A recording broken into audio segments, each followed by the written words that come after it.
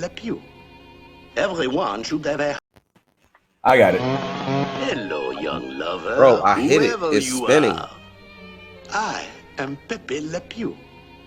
Everyone should have a hobby, don't you think? Now it's my connection. Mine is making love. You are a girl, I am a boy. We have all that in common, darling. May I call you darling? You may call me streetcar because of my desire for...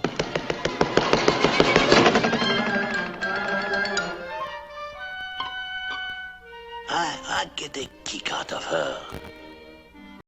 Yo, rapey hands away from me, Pepe LePew. Pepe LePew should resign immediately, okay? Because we don't got no time for all that unwanted, non-consented touch. And we canceling you and the rest of the Looney Tunes. Well, at least, I don't know. That's what some people trying to do. Good morning, good morning. I said good morning. It's your boy, the real Vince Taylor, alongside the homie Bad Ty. Say what up, bruh. What up, people? What's good? What up? Right. What up? Yazzie along with it as well. And this is, as you all know, the new Blerd order. Let's go ahead and get into it when I find my little screen that I'm stalling to get to the screen. Let's go.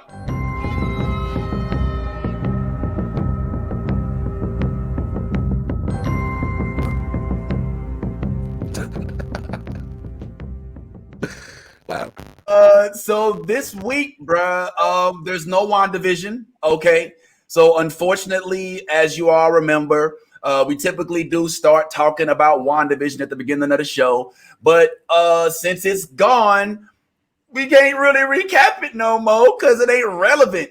But we have been ensured that it will return. How? I don't know. Will it be WandaVision and the family? Will it be Wanda plus Vision? Will it be what the kids' names is? Wiccan and Speed and all them? I don't know. WandaVision is gone, but my man Vision is alive and well on the internet, baby. I don't know if y'all recognize this or not, but Vision is alive and well, and he has been doing the rounds all around the internets. For those of y'all who did not know, Ty, did you know that the boy Vision was out here getting his hood on? Because he actually, as I think, broke up with Wanda. We were just recently informed that him and Wanda don't talk no more. I'm getting a kick out of all of this Vision stuff, man. What you feel about it, Ty? What's going on, man? I mean, I feel like, he doing what any red-blooded, man would do. You know what I'm saying? Like, if you just got dumped by your, you got to get over it. So you got to get back on the market quick. You know what I'm saying? You can't be in the corner crying over her. You got to go out there and start dating and make her jealous. You know what I'm saying? If you really want her back, because look, that crying stuff though, that don't work. You got to just move on, and she got to feel like, he done moved on. No. And Vision got, look, anytime you rocking the turtleneck, you trying to get listen, anytime you rocking the turtleneck, you got some ladies on your mind, bro. You ain't going to hang out with the fellas. You ain't going to hang out with the fellas and go kick it with the turtleneck on. You feel me? The turtleneck is for the ladies. The turtleneck is strictly for the ladies. All right. Fair enough. Yes. Have you been seeing Vision, or as we like to call him, Vision? That's my man Vision right there. You know what I'm saying? Yeah, Vision. Yeah. Oh my God, I've been loving the Vision, the clips and everything. I actually saw one the other day that was like, it was Agatha all along, and it was like her, unfortunately, I forgot to save it, before I kept the stupid thing, restarted. But oh man. So Ty, what you're trying to tell us for dating references, is you got to get under to get over is what you're trying to tell? That's what it sounds like Ty saying. Yep. That's exactly what it sounds like. Okay, so Ty got a Costco box full of rubbers apparently because he getting nothing to get over. So Listen, man, I can't be crying. I'm like Vision. If I was Vision, listen. First of all, how you gonna create me and then dump me? Like how you, yo, you know what I'm saying? It's not like I already was out here. And then you found me, and then I could go with somebody else. It's like you created me, and then you like it's not working out. So what does that mean for me? Unfortunately, that goes deep inside. That's what that means, you know. Yeah, all right, well, hey, listen, guys, we got a few of our friends along with us. I want to hear how they feel about it. Of course, since we've got bad Ty, we've got to have good Ty here to counter him. What's up, good Ty? What up? What's going on? We've got the homie Patrice in the building. What's up, Patrice? Hey. Hey, and newcomer to the Blerd, we got my man Daniel Biddle, humble ally from somewhere in a forest up in a log cabin in northwest Colorado, where Logan hid away from everybody. What's going on, Daniel? Good to see you on here, man. Hey, thanks for having me, man. Nah, of course, man. Appreciate you hitting us up from your hideout, wherever it is you are in witness protection. I hope they don't find you. It is all of us, bro. We having a good time. I even saw Monty peek in here. It looked like she went away, but hopefully, I don't know. Maybe she'll come back. But yo, have y'all been seeing what they've been doing to my man Vision? Like, yo, am I tripping or am I loving all of this? Because look, first they start off with Vision just looking like Tyrese just came out of girl and Baby Boy. And then it was like, you know what? I think Vision need a little more swag. So they went ahead and threw a little chain on him, threw a little gold tooth on him, put my man in, gave him a whole gold watch. The grill looks so bad. It looks like he has moldy teeth in his mouth. No. I can't hate, man. They're making Vision live his best life, man. It's all wealth. Like, no, man. Keep at it. You see the crown on him. Do-rag. He had the do-rag on. He got his $1,400 before everybody else. You know what I'm saying? His account instantaneously. Yeah, he was like, yeah, man. If you rocking a turtleneck, you literally gotta have all those accessories because you got a turtleneck. You know what I'm saying? Like you gotta have that Cuban on. You gotta have you a nice gold watch, all of that because you got a turtleneck on, man. If you going out there looking for a lady and you got a turtleneck on and you ain't got no bling on, man. All right, my question about his whole like outfit and everything is like, why they choose gold if he's silver? Oh, I mean, because you didn't know that Vision was from Pembroke Pines. You know what I'm saying? So technically, they're saying that he's part Wakandian because he's made of vibranium. Oh yeah, you're right. Miss Jones is Wakandian. Okay. It was Africa all along. You know what I'm saying? Nice. Yo, how about we lost bad time? Hallelujah. God answers prayers. It's not, hopefully he comes back. But yeah, man, there's been this whole phenomenon. They've been ranking him a man Vision. They putting him up in every single thing they possibly can. Even Kev on stage was like, yo, why is black people doing this to the homie? I have no answer, y'all. I really don't have no answer, but I'm here for it. I ain't gonna lie. I think one of my favorites was when they created Dwayne Vision Johnson out of everything else. That was dope. I thought it was dope. I think what it is like they saw us make Gray Vision. They're like, nah, white people, we're not gonna make you let Vision be gray. Fuck that. No, we're taking them back. No, right. No. Exactly. Yeah. They had Gray Vision. They even had the homie White Vision doing his little thing. That's what I'm saying. They're like, nah. And immediately started not only killing, but gentrifying. You know what I'm saying? Like, making room out of Westview. You know what I'm saying? For everybody else, the guy. Bad time. All right. I guess prayers are only answered temporarily. Because he's back. Nah, just play, bro. Yeah, we were just talking about your boy, which actually, now that I look at it, man, you kind of resemble Vision a little bit. You know what I'm saying? You know, with the slick tie back. You know what I'm saying? You know, I can see it on you. You know, I can see Ty rocking the gold chain. Oh, he could in a turtleneck. In the turtleneck. You know what I'm saying? Gotta have his Quavo turtleneck on. Gotta have it. That shirt has to be extra tight, though. Just saying. Yeah, right. Yeah, I don't know. I don't like No, the. I mean the tight one. The question is, y'all, before we go on, did they go too far? I mean, is Dwayne the Vision Johnson one step too far? Or when they merged Wanda and Vision to make Wanda from 11 Color Vision, should we think that a little bit too far? You know what I mean? Like, I'm just trying to figure out. Patrice, what do you think? Do you think that we have gone too far? Has the internet struck past the line that we have created for them, or no? No, I'm here for all of the ratchetry that is Vision. So no, I think that's perfect. This is on brand. Let's go. All right. Well, Ty, bad Ty. I mean, excuse me, good Ty. We don't want to hear from bad Ty. Good Ty. What you feel about this, man? Do you think that they've gone too far? What have we lost control? What's going on? Keep going.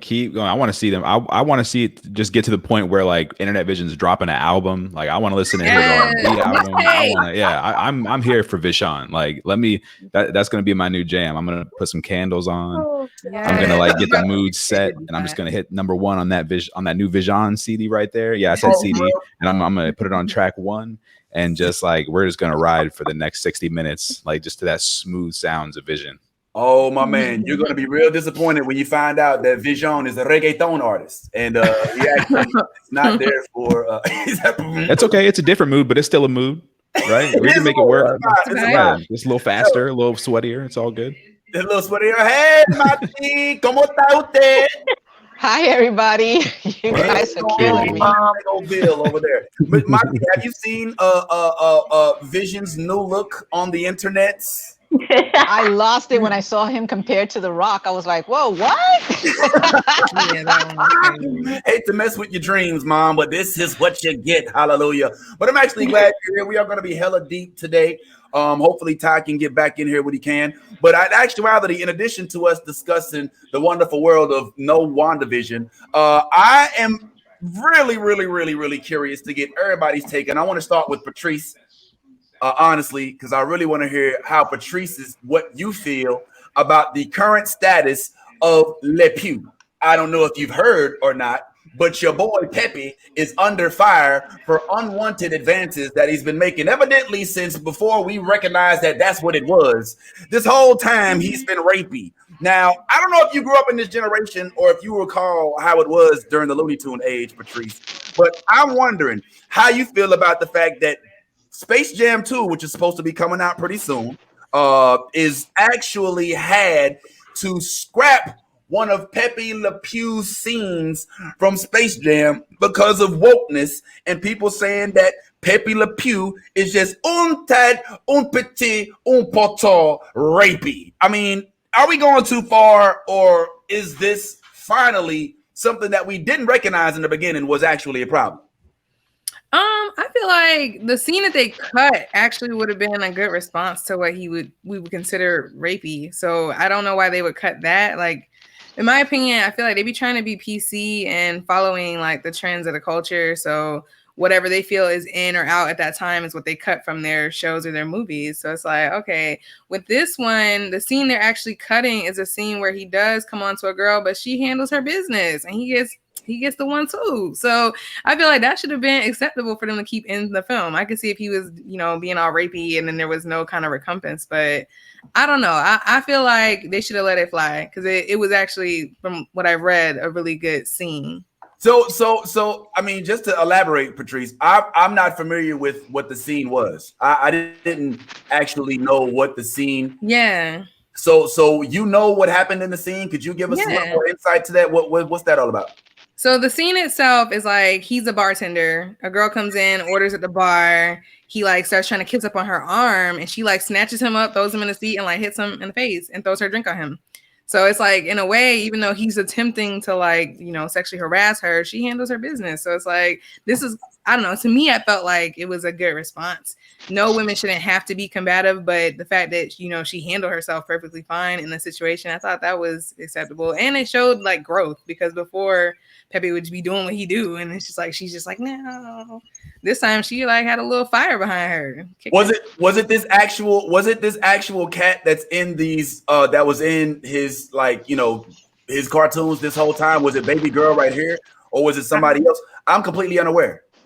I'm not sure because I just read who the actor was for it, but I'm pretty sure it was her because it was like an old cafe type scene. So I think they kept the same trope and then, had her, but she just was a boss in this scene. So Mati, you and I believe both had our experiences with Looney Tunes. If I'm not mistaken, I mean, you probably have a full Lego room full of Looney Tune characters built out of Legos. Do you think that they went too far by taking Pepe Le Pew out of the upcoming Space Jam? I mean, should they have revised it to be more up to par or up to date with today's standards, or should they just cancel Pepe Le Pew completely, Mati? What you think? Well, I didn't get to see the scene. I wish I did. And from what Patrice, is that your name? What she's saying, if that was the scene that they had and that's how they played it, then they should have left it in there to show from back in the 60s, 40s, whenever they started with Pepe being the way he was, to what it came to now with the women in our society, how we stand up for ourselves now.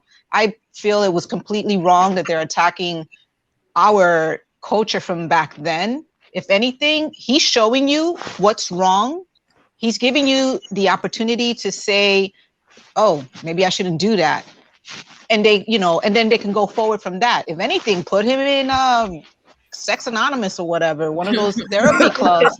Let him get a chance to freaking redeem himself and learn, hey, maybe this is not how I approach a woman. Maybe I should be, a little bit more reserved and see what she wants and her needs or whatever. But they just canceled him without even giving him a chance to defend himself or even say, hey, I saw this from my parents or from my grandparents or my great-grand. This is how it was. They say, Damn, I did a number 45. I grabbed her by the... Y'all willing to animate a whole new story for Pepe Le Pew where he goes to rehab or being a sexaholic and stuff like that? It's easier just to not draw him anymore. Yeah, that's the thing though. At a certain point, people get upset about it. But here's my thing. I came from when I grew up, I was 16 when Ignition the remix came out, right? I was at that age when Murder She Wrote hit me to my bones. Oh my God, that's right. But after you find out what he did, it just pisses all over that song. You once you know better, you do better. You know what I'm saying? Also, I want to set a few things. I want to set a record straight on a few things because that scene was actually cut out of the movie before that op-ed came out. Oh wow! That movie changed directors, and the new director cut the scene. The scene hadn't even been animated; it had only been acted by the actress. Yeah, and it hadn't been animated. There was no actual finished production footage of it or anything like that. So there was no so it wasn't cut post production because of reaction from blah blah blah. The new director saw it in the script and just nah, I'm good. That's director's choice. Yeah, and so that's just the process working out.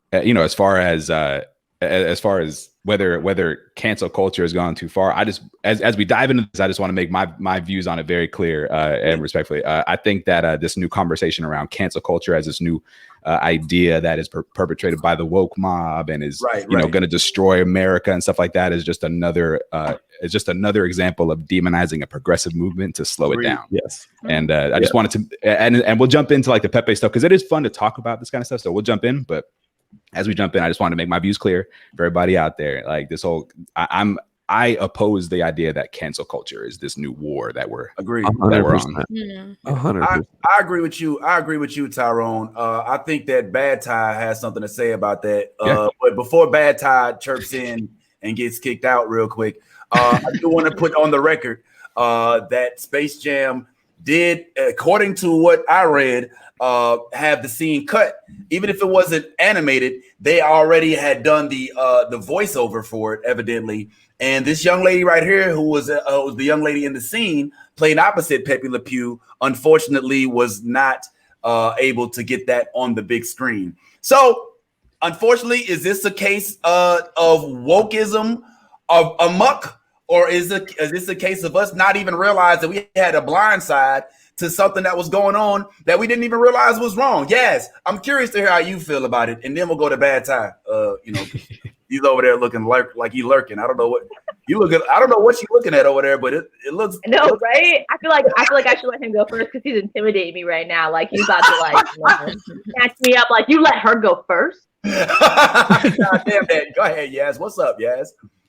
I don't know, with this whole cancer culture thing, I just feel like we're taking it a little too like extreme with certain things. I agree with that actress. I'm very disappointed as well, and you know, with my mom Maddie, that you know they took it out because it is a chance to show growth. You know what I'm saying? Like for example, The Boys.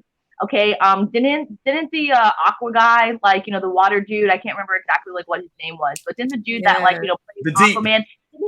The Deep, didn't he have like a kind of you know sex addict tendencies a lot? Like it's rated R, yes. Yeah, it's an adult show. But either which way, they still showed his growth though. You know what I'm saying? Like they made him go to like. No, they made him go to like this Mormon type, you know, community and like find Jesus and like all that stuff. You know what I'm saying? Like regardless if it's rated R or not, but like they still gave him a chance to show his growth. You know what I'm saying? So I feel like with Pepe LePew, that dude has been around literally before most of us even knew who the hell he was.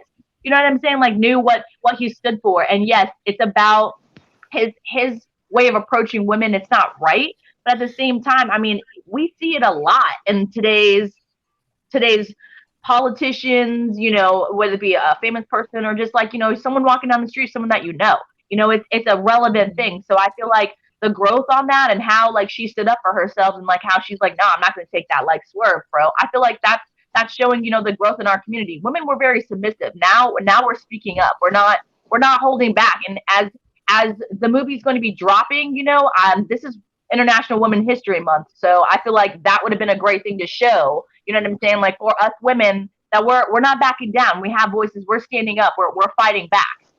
Mm-hmm. But all right. Well, the Looney Tunes have come a long way, Bad Ty. I mean, there's a lot of stuff. If you watch the traditional Looney Tunes cartoons, that is no longer considered appropriate. I mean, Yosemite Sam used to shoot people in the face. You know what I'm saying? Like Elmer Fudd would walk around with a gun and he sounded like Mitch McConnell and he would go around and like say the weirdest things. There was a whole bunch of stuff happening that probably should. Remember how the wolf used to like go crazy over the women and all that?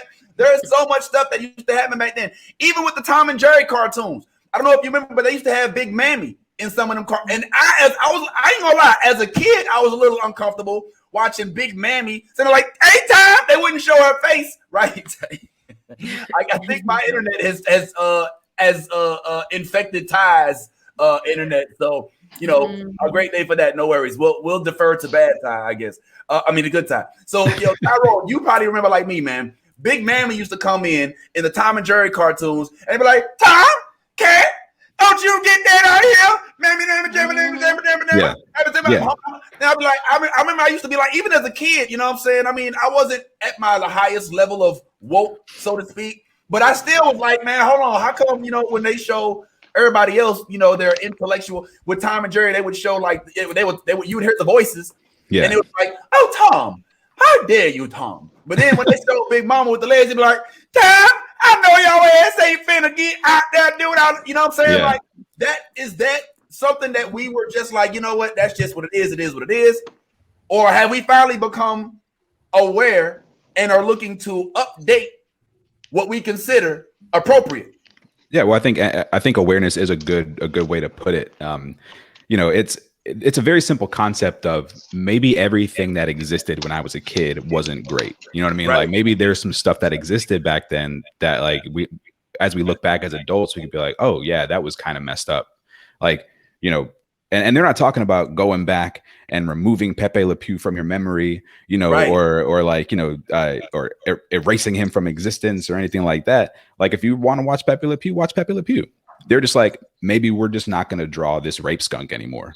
You know what I mean? Like they're just like, maybe we just don't follow this character because we don't want that, because we just don't want that on our show anymore. And I feel like that's what happens as you progress. You start to say, oh, okay, like, is this a story that we're willing to, you know, to turn into like some big redemption thing and make a big statement to these little kids about, you know, sexual addiction and sexual assault and blah, blah, blah. Or is it maybe just we don't need this particular laugh, so we could just try something else? You know what I mean? I think there's room for growth and room for progress, and it doesn't necessarily mean destroying what's in the past, just moving on from it, and just moving up from it, growing from it. Or like Monty says, upgrading it. Maybe it's time for Pepe LePew to go to sex rehab. You know what I'm saying? Maybe it's time for him to be reformed. Maybe it's time we get a female version of a Pepe LePew who also suffers from hands-on syndrome. I don't know, Daniel. I mean, I just feel like this is being misinterpreted, you know, because oftentimes when you look back at things and you're like, yo, I didn't even realize that that's what was going on. You know, like we all used to watch the Disney cartoons. And I know y'all got those same. Did y'all watch Aladdin? But also, like, some of it I see as other things. Like, for instance, right now with Dr. Seuss, like my people right now, my melanin deficient brethren, like we're clutching our pearls real hard these last couple of weeks, right? Like you got Mitch McConnell reading Dr. Seuss in Congress when they're debating COVID relief. Like, right. But if you got to think about it, like being in a community is kind of like a relationship. And we don't want to look back and admit we're wrong. Vince, you know, you're married. Like, you don't want to ever admit to your girl that you messed up, right? Because you're like, man, if I do, then she's going to come back with me later. And this ain't going to be the end of it. It's going to be like a 4-hour conversation. Exactly. So, like, with us, it's like, if we admit something's wrong, well, what else are we going to have to give up? We're not ready for that. We're not. But living in a community is like a relationship. It lives, it breathes. You have to reflect. You have to admit you're wrong sometimes. And you got to make those changes so it keeps going. Man, that is a great point, man. I didn't think about it like that. Well, I guess the thing that happens when these things start to become prevalent is people start to say, well, what's next then? What's next? If they're going to cancel Pepe LePew, then why don't they go ahead and cancel Speedy Gonzalez? Because he was a Mexican, and I don't know, maybe they need to cancel him too. And it's like, man, come on. You're like the false equivalence that happens is frankly nerve-wracking because it's like, yo, man, they have nothing to do with each other. One is a guy who won't stop touching the female, unwillingly involved. You know what I'm saying? Yep. Another one is just a character based on a location geographically that's accurate. But even the guy who's playing the voice of Speedy Gonzalez is speaking out about the potential for them to cancel because there was somebody who they're making op-eds about the shit now. Like they're like, oh, well, why Pepe LePew and not Speedy Gonzalez? Like the false equivalency is out the roof. Fluffy had to come out and say, oh, I am the voice of Speedy Gonzalez in the new Space Jam. Does this mean they're going to try to cancel Fluffy too? You can't catch me, cancel culture. I'm the fastest mouse in all of Mexico. Andre, Riva! Can I? There's some corrections. I feel like again, this is not a new conversation. This is like the Speedy Gonzalez thing has been happening for decades now, and it's not even Speedy Gonzalez, the character himself. It's his cousin Slowpoke that was the negative Mexican stereotype that they were like, we don't want this dude here anymore because it's just a terrible stereotype. So, and that's what I was talking about in the beginning when they're like, you know, it's like just the new boogeyman. Like there's no scary cancel culture monster out there trying to ruin our childhoods. Like it's just that's where the conversation is right now because they need to rally around something. Like there needs to be something in the culture war to fight, you know, because you can't pay attention to actual issues. You know, it can't be like, hey, look at all our bills in Congress and Senate and stuff trying to take away voter rights from people. They're not going to go and point in that direction because that's where like the actual canceling is happening. You know what I mean? So this right here is all just it's distraction and it's deflection and it's look at all this scary stuff that's maybe going to get you one day because it was before it was the Me Too movement. Before that, it was trying to take our guns. Before that, it was our way of life is changing. Because so it's always a new boogeyman because you can never focus on real issues. But I feel like if they're gonna try and start with real issues and if they're gonna do something like take Pepe LePew and like maybe alter it like. Then they should look at all of those like certain types of characters and how they reflect, for kids. And if they're going to use them, like, I mean, Miss Piggy was kind of a little rapey back in the day with Kermit, was she not? So it's like, it's just like, like it's kind of picking and choosing your battles at this point. You know what I'm saying? Like how far they're going to go and like, how many people are going to be rallied up against a certain thing. And like, I feel like it's more of like what's going to get everyone's skin boiling. You know what I'm saying? Like what's going to be a topic in everyone's discussion that they're really going to be like, oh wow, that kind of was like that. If you haven't noticed, I want to ask you a question when you're talking about like we need to make sure we're talking about the right they because when you say they, they, in reference to like canceling characters and stuff like that, who is, and this is just like a real conversation because I think we need to drill down into it, but like non-rhetorically, like who is the they that we're talking about right now? You know, like Hollywood, basically, they're the ones who, you know, whoever runs, you know, television production, you know what I'm saying, like that allows us to be able to watch these certain things, you know, like those people, you know, production people are the ones who basically get to dictate what we do and we don't watch, you know. So I feel like if they're going to do it, you know what I'm saying, like they're picking and choosing, you know, like certain things that they know that like, oh, okay, well, some people will agree to this. This will get like less backlash because, you know, it's kind of like on that same, you know, spectrum of like, you know, once people get woke about the certain situation, then it becomes this whole thing. If no one says anything about it, it doesn't become a controversy, right? No one knew about Dr. Seuss being really racist until like someone pointed it out to somebody, right? But I think what you're describing is not a symptom of cancel culture, just how production works in Hollywood. I mean, you know, it's just when we're telling the story, what do we need in this story? What do we not need in this story? Is this something we're willing to is this a road we're willing to go down here? Maybe we don't go down this road here. Maybe we go down this road somewhere else. So when in the context of the actual productions themselves, like in this Pepe Le Pew situation, you know, this wasn't a reaction to some big backlash. This decision had been made before, and they just moved on into a different direction. You know what I mean?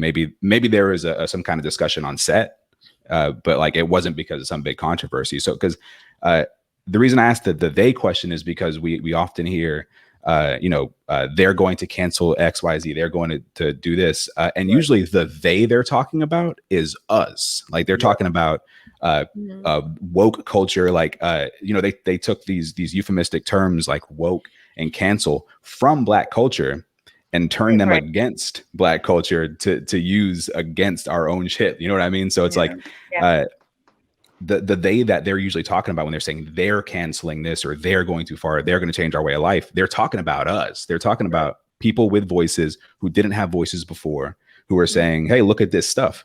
And like the guy who wrote the article about Pepe Le Pew, that was just some op-ed guy writing a New York Times article. It could have just been that. You know what I mean? He's saying stuff that people have been saying for decades. You know, this is an old conversation. Dave Chappelle did a bit about Pepe Le Pew in I think it was Killing Him Softly, which came out in what the mid 90s or something. So it's like, you know, this idea that it's that this is the new thing that's going to destroy our American way of life is just, it's being used against us. It's false. It's a false idea. Yeah, I hear that. Go ahead, Patrice. Go ahead. Oh, I was going to say, I hear what he's saying as far as like trying to add it to cancel culture. But I feel like one of the issues I have is the fact that we take these moments for granted that we can use as teachable moments. So I'm kind of with Yas on that one where she was saying, why not change this? Why not actually promote a storyline with these characters that show the growth of us as a culture and addressing the issues that we've had in the past? I think it's like kind of taking the easy way out to just cut the scene completely, because then now you don't even have to address those issues. But as we keep seeing, when you brought up Speedy Gonzalez, when you bring up, you know, the Looney Tunes cartoons, when you bring up everything, we have the opportunity to take those characters and to transform them. Why not do that? You know, the next generation of kids coming up can see them in a different light.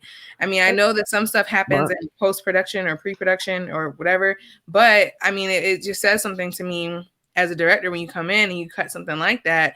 Like, what is your vision for this to begin with? Because if we're not addressing the culture and the issues we have in the culture, then what are we doing?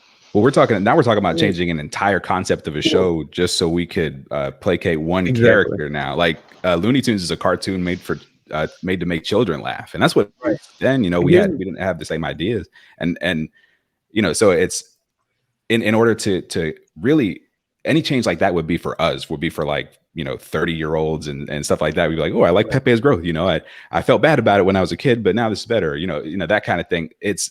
You're just kind of leaving the kids behind in that situation. Exactly. Maybe Looney Tunes isn't the best place to talk about rape culture, and that's why they decided to not go that direction anymore. You know, they were like, you know, do we put in this narrative? Are the 5-year-olds going to like this new narrative of this? Disagree, you know? Though, because we show them like everything else, death. We show them, you know, relationships. We show them love. Why would we not address this as well? I mean, obviously it would be on a different level. They're kids, so we're not going to dive into it. But I mean, you're talking about a scene that was probably like a, you know, 1-minute bit. It wasn't something that took up the whole movie. So I don't know. Right. I feel like in a way, I don't see the kids being left behind because they are a part of this culture. So for them to see a more, healthy version of what love should look like, or them to see a woman standing up for herself, it goes like back to me almost like representation. It's like saying, okay, we don't want to include more people because it's not gonna make a difference. I think all of this makes a difference, especially for young minds. Cartoons did more than just entertain. They put ideas and thought processes in our head. A lot of us learn about some of the first concepts in life from cartoons. We don't understand it yet, but we put the pieces together later. So yeah, well, here's my thing. Like, okay, so I definitely understand, but my suggestion is, instead of us focusing on these Looney Tune characters and recycling things from our childhood, let's just make new shit. Into the Spider-Verse, Miles Morales, that Spider-Man movie connects way more with my students, who are all kids of color, than anything that would have came out with that Peter Parker that's in the MCU. Infinitely more. My son's biracial. I would rather him have stories that he can relate to than some recycled stuff from my childhood. So instead of us like fighting to have our kids have a piece of our childhood, let's just let them have their own childhood. One that can reflect them more. You know what I'm saying? That way we don't have to have this debate, because that's all that's sunset. That stems from right now in the educational systems here in the United States. Sports is the number one thing that they gear for. They're gearing this kid to become the next NBA, NFL, whatever. It used to be a time where you learn how to home economics. You learn how to do a trade and build things. Remember the little bird houses and whatnot, little airplanes and whatnot. I went to a vocational high school. I learned how to become an airplane mechanic. Those are things that are trades. You're using your hands, and not everything is all computerized. Eventually, it's going to fall back to, we need to know to have somebody who can put a wall up, who knows how to put tile down, who knows how to make furniture. But nobody's trying to teach them anything. They're just trying to make everything so much easier. And, oh, little Junior here is sad because he saw something he didn't like. So we're going to coddle him and change everything for him so that he's no longer sad. Let him go through the sad so that he can figure out, hey, I can make that change. I That's think right, that Junior. he's Fuck your feelings, Junior. Grow up, little boy. You see how it was growing up in my childhood, But I'm just saying, like right now, Yasmin was in choir in middle school. My God, a voice like an angel, not because she's just my child, but she's talented.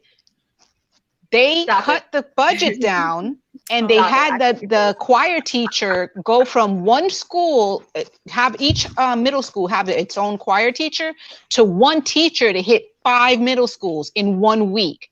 So now my kid's choir class got cut to maybe 20 minutes or so instead of a whole full period because the budget wasn't there. Oh, but we got the money for football. So they're canceling so many arts. It's not good. I mean, these kids can't read music. They're sampling everything.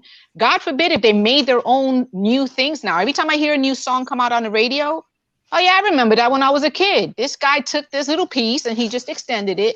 So they're repeating everything. The movies, if they do one more redo of something, it's like, come on, people. Think, make something, anything. We'll take it just because it's new. Man. I mean, I see that too. Definitely as a.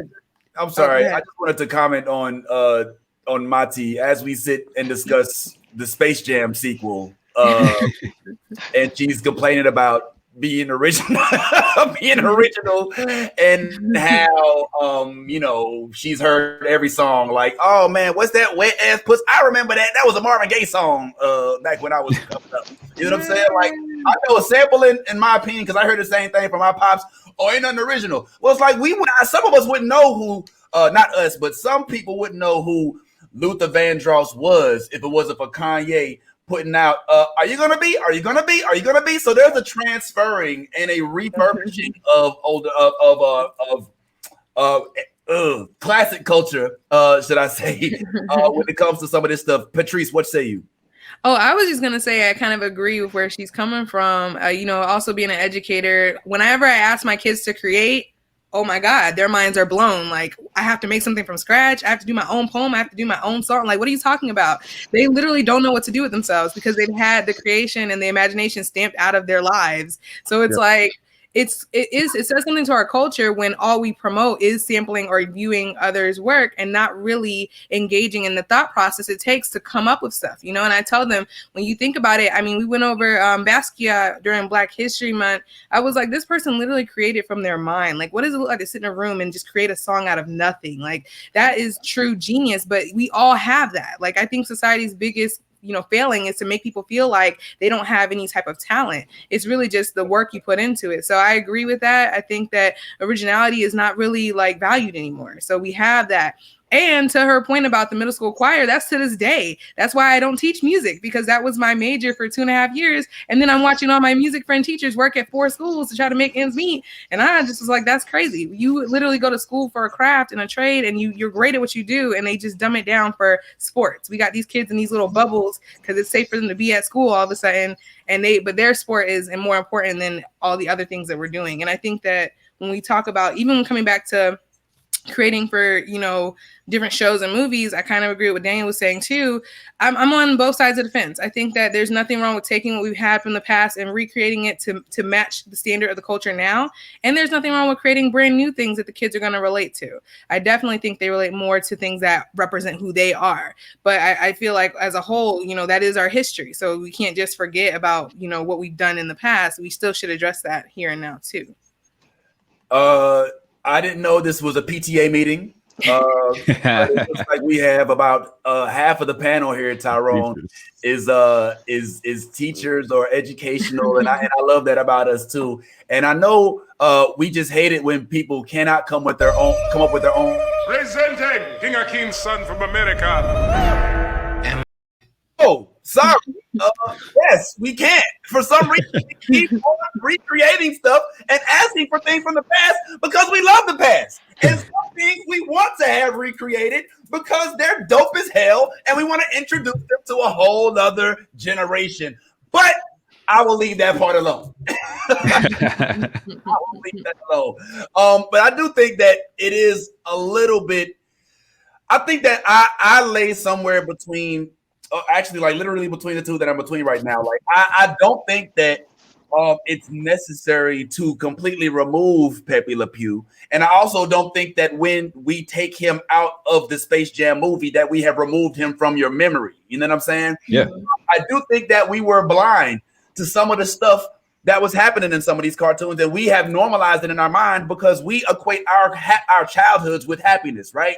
Mm-hmm. So we think of our childhood and somebody's coming trying to take away what we use in our childhood for happiness, then that equates to them trying to erase our happiness, right? But if you just listen to how Pepe, like I wasn't even listening. If you listen to what Pepe LePew was saying, you're like, yo, it comes off a little rapey. Let's just listen to this real quick. Hello, young lover, whoever you are. I am Pepe LePew. Everyone should have a hobby, don't you think? Mine is making love. Come on, bro. We're like 6. and that's the thing. Like, it's charge. Yeah, you could be like, and I think we could have both those. We could say, damn, they used to be my shit when I was a kid. I used to love Pepe LePew. I used to laugh at that. Looney Tunes and Tom and Jerry. Like, even with all the imagery and stuff that was there that I didn't pick up on as bad and stuff like that. Like, I used to love that shit when I was that age. Now looking back, I'm like, yo, some of that stuff was a little bit messed up. Like, that's just growing up. You know what I mean? And it's like, but we do have this kind of this want to protect our childhood. You know what I mean? And say, oh, but this is how I grew up, so this is right.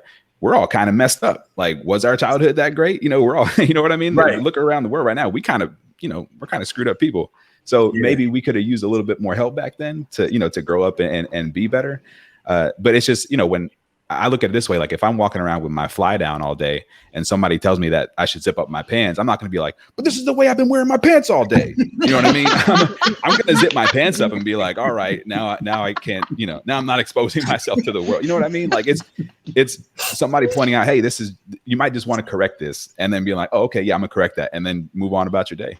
I feel like it's more of like an innocence thing. When you're a child, you're innocent. You are not thrown those, crazy, shady, innuendos, you know what I'm saying, from people and stuff like that. You're a child, you're innocent, you know what I'm saying? So I feel like it's at a different time, you know what I'm saying? We didn't see all that stuff because we didn't understand it. We were kids. weren't looking for that stuff. You know what I'm saying? It wasn't something that we were just like focused on. It was just something that was good, fun, clean entertainment for us. But obviously, as we're growing up, you know, with growth, you see things were a little bit tainted. You know, so I feel like you guys were saying, you know, I don't feel like they should completely take him out, but I feel like they should just show, you know, definitely more of his growth, you know, and like he's coming into the new world. You know what I'm saying? We're evolving, are we not? Life is about evolving. You can't stay the same. You know what I mean? You gotta grow.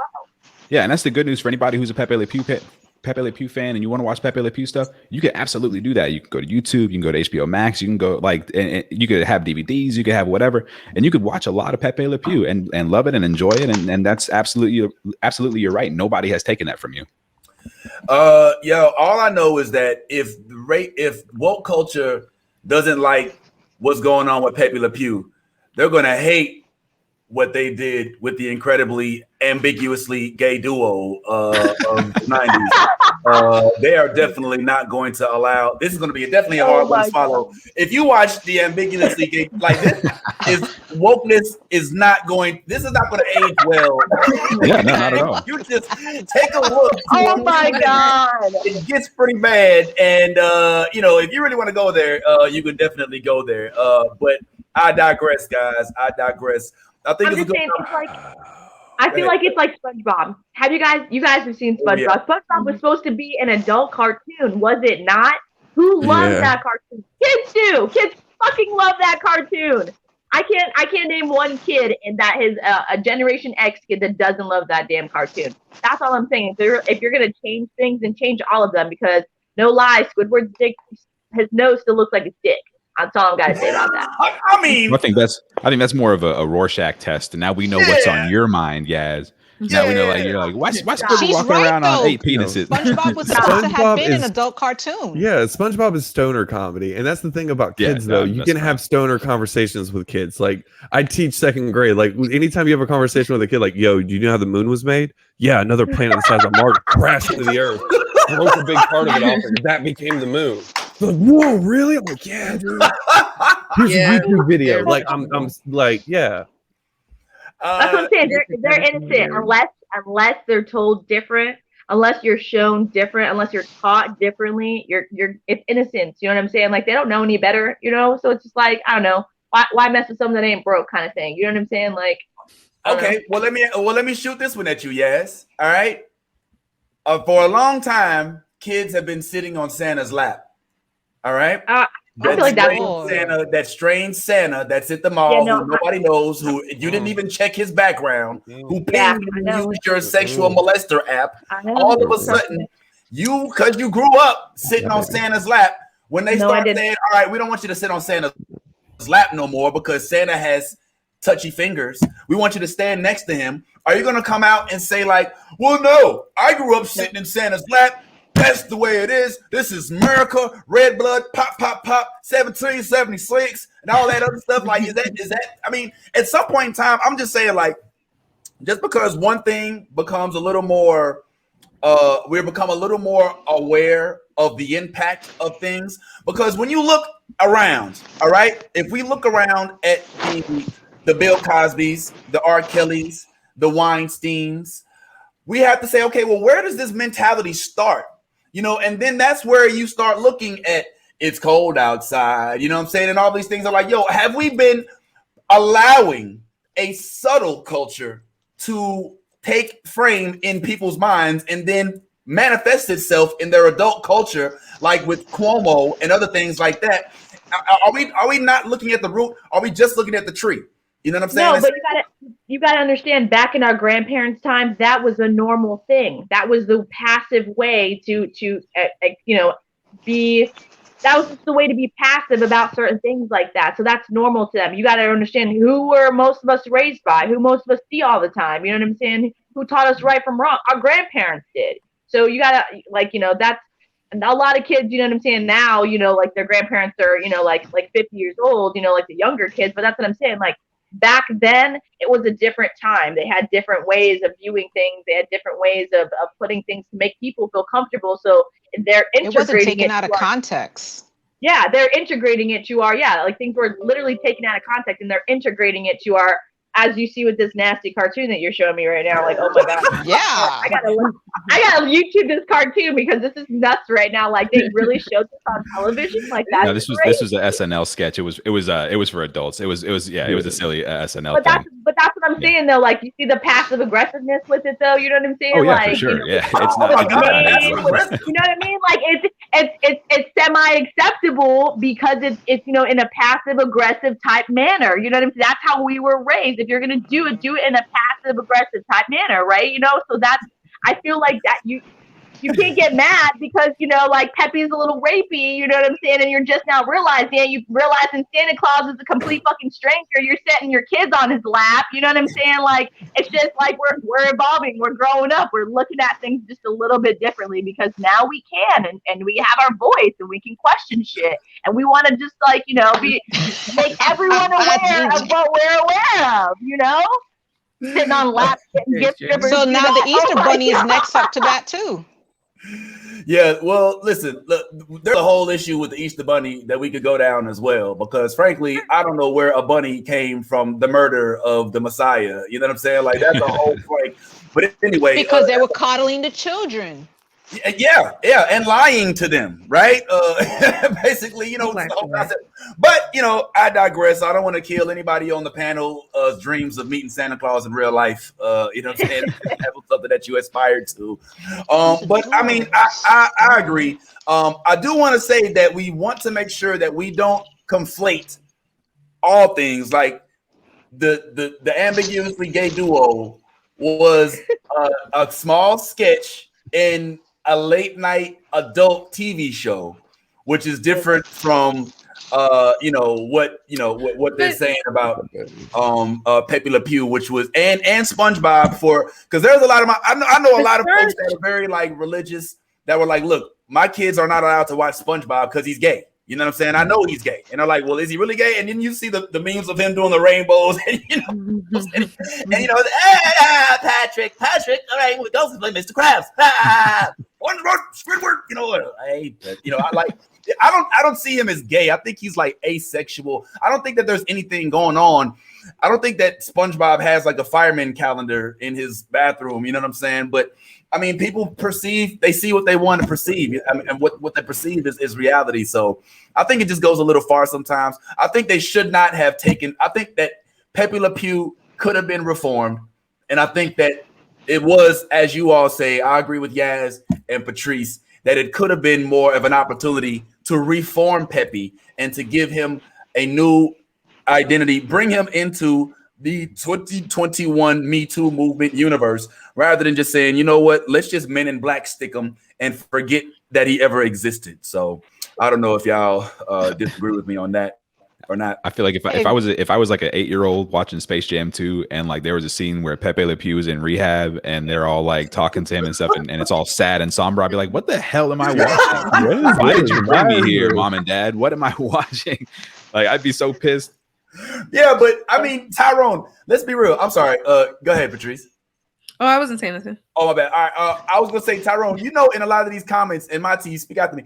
A lot of these cartoons, there are adult things happening that as kids we just don't register. So it could have been easily, you know. Yeah. So Vince, you said it was an adult cartoon or a late night cartoon that was placed on. Did you know that The Simpsons started as a late night adult cartoon and then it became a college course where you studied The Simpsons and that was part of the psychology courses and you literally got a degree for that.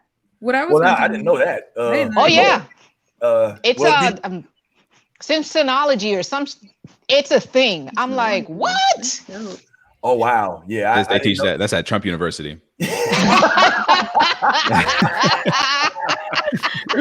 is what it is, man. They be telling life stories, real. That's where Pepe graduated from. That's why he was trying to grab it. Get it. It actually does make sense because Trump did say, grab him by the what?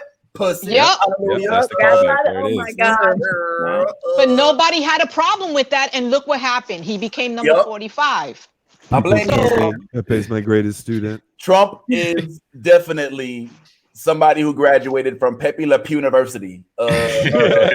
We'll give him his credit for that. But I mean, one of the things that's cool is that they are trying to. I mean, I do think that there is a line to be drawn between the level of creativity and making up new stuff, and then drawing from old things and just bringing them into fold for our younger generations, right? Like we just watched WandaVision, which is a play off of the comic books from back in the day. So we're bringing that into the fold. But I see that they are now making an effort because of Pepe LePew and how I guess rapey he came across. They are making a concerted effort, despite that, to bring some of these older characters back into and keep them relevant. Because frankly, look, their writers and creators still got to eat and they have legacies. So the Looney Tunes was not the only ones. We actually have a dump coming from the HBOMax universe, which includes none other than the Warner Brothers also Tom and Jerry movie, which I don't know if y'all saw as well, and a whole bunch of other movies, like I said, like with Space Jam and all of that. There is a slew of things that are about to come out. As a matter of fact, I think I actually have a clip here that goes over some of them. So what if we move on to some of the next things that are coming into the world? Are we looking forward to the most, guys, as we discuss some of the HBO Max upcoming movies and shows? When I sit here and watch all of this stuff, I get a little excited and I also get a little nervous because some of this stuff, frankly, I feel like is going to fail miserably. And I don't know why I feel that way, but I just get the sense, is it happening? Am I doing that thing? Am I lagging? Oh boy, I hope not. Yeah. It looks like good. You good? I'm back. Okay, cool. You're Cool. good. Oh wow, look at this. This is great, man. Hey, we're looking out. So I'm just wondering, is HBO Max trying to take over? And if they are they doing a good job? I honestly don't know what to feel. Because frankly, some of this stuff I feel like should have been released in the movies. I don't want to see Suicide Squad on HBO Max. I don't think Godzilla vs. King Kong deserves to be on a small screen either. But if it works, it works. And dang, we don't have our boy Ty to sit here and complain about. I know, where did you go? Yeah, what happened? Yo, I guess What y'all do to Ty? Let him go. We switched internets for the morning. I miss you, man. If you're watching, I think with that Max HBO thing, it's just a matter of they need money and they're taking. We can go to the theater, but it's like at your own risk type deal because not everybody is practicing the social distancing. The whole Rona, it's alive and still going on. But with HBO and Max, the only way you're going to see those are if you have HBO Max subscriptions. So that means that business will make their money because they're teasing us and showing us, hey, the only place you're going to see these movies or these shows are through us and only us. So it's changing the way we are right now. I mean, I want to see everything come back to the theater. I miss sitting in the theater. Yes, I miss hanging out with my family and hogging up that whole row just so we can see. You guys people see watching. The people watching. Like in the comments, did you just see Tyleem in the comments, bro? Are you serious right now? Yeah, his internet is evidently he's got 3G. He's hitting us up from his sidekick right now. He's just typing messages. That's an old head. There's like 4 people here that'll get that. Morse code. Motorola. Yeah, he's got the Excel spreadsheet on his. Get that BlackBerry in there, bud. I was sitting there typing up messages like this. Patricia, you hear me now? In about an hour, we're gonna hear how mad he is about us roasting him. I was over there and the internet kept kicking me off or whatever. Yeah, I mean, but it's all good. He said he's in here. Does somebody need to let him in? Is he here? I'll see. He said, I'm here. Somebody knocking on the door? Somebody ringing the bell? Nah, he's not here. He's not here. They can't keep you down. Evidently, they can, homeboy, because you are on the other side of the wall right now. But it's cool. It's cool. I'm Get here. the I'm here. anvil. He said, I'm He here. said, I'm Yo, you made me crickle like a young girl, man. Hold on. Yo, Patrice, you was about to say something. I'm sorry. Oh, I was just agreeing with her on the going to the movies. Like, I'm like, that was the best time to people watch. I had the best memories of my aunt sinking her big old purse in there with all of our popcorn in the Ziploc bag. Yes. You know? We had everything in her bag. We didn't do that.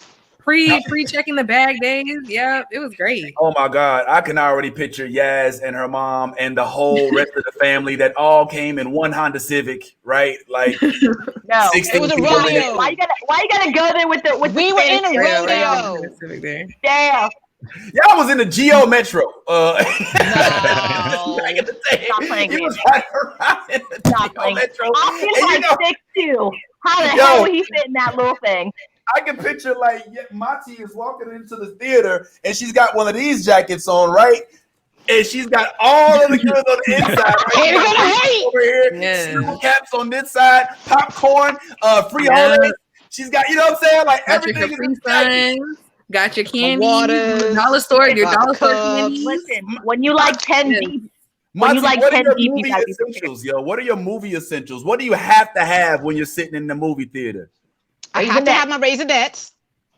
Raisinets? I have my Raisinets, and I wait till it gets nice and quiet so that you can hear that crinkle and everybody's doing this. I almost had to mute you during I was like, what the? And then I need to have my water because I'm not paying $5 for a water half this size. So I have to, hook it up so the jacket's even. Gotta have deep pockets. You gotta look pregnant. Hey, my mom used to come in when my mom used to take us, and it was myself and 5 cousins. So we all had backpacks, literally had a pot of rice. We had, I kid you not, bags of popcorn so that each kid can, we bought that big ass jumbo bag and then she would part it out so everybody can get some. The 2-liter Cokes, the little cups. Everybody had to bring that, that backpack had something in there. Those were the good old days. Yeah, she just walked up. She walked up to that 15-year-old taking tickets with a full cooler, and she was just like, "Do something." No lie to my grandmother. She didn't look like the bitch you wanted to be asking her questions. So you were like, okay, just let her go with her posse. Let her go. Yeah, her mom was sitting here. She walked up with a shopping cart and she goes like this. Yeah. Here's my ticket. Which way? Yeah. She's like, I bought a ticket for the shopping cart too because we're gonna need the extra space. So we're gonna need this seat over here. Is it this way? Oh, okay. We're gonna go that way. We paid to see this movie, but we finished, and we're gonna now go to this one.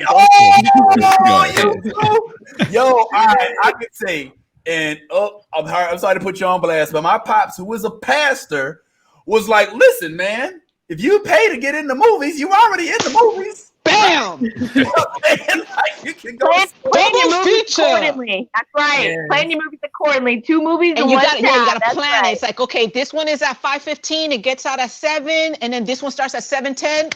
We're gonna see another movie tonight, kids. Yeah. Oh wow, Daniel, are you a movie goer? Do you prefer to be in the theater like us? Oh yeah, no. I love movies. I mean, I'm a Star Wars nerd. So like anytime there was a big movie, it's a community event. And then Marvel, all those movies, like think about when Black Panther came out. Of course. You know what I'm saying? Like, so there is something that we're missing. And the problem with HBO is the reason why they're able to, spend $500 million on a movie is because they knew there was that community involvement later.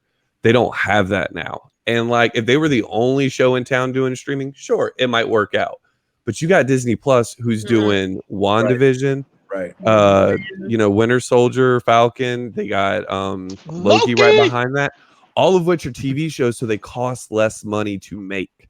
So Disney's making a safer bet, still getting that weekly engagement, not just one. This movie just dropped. No, it's weekly, like 6 weeks at a time for each project. That once again costs less money to make. So like.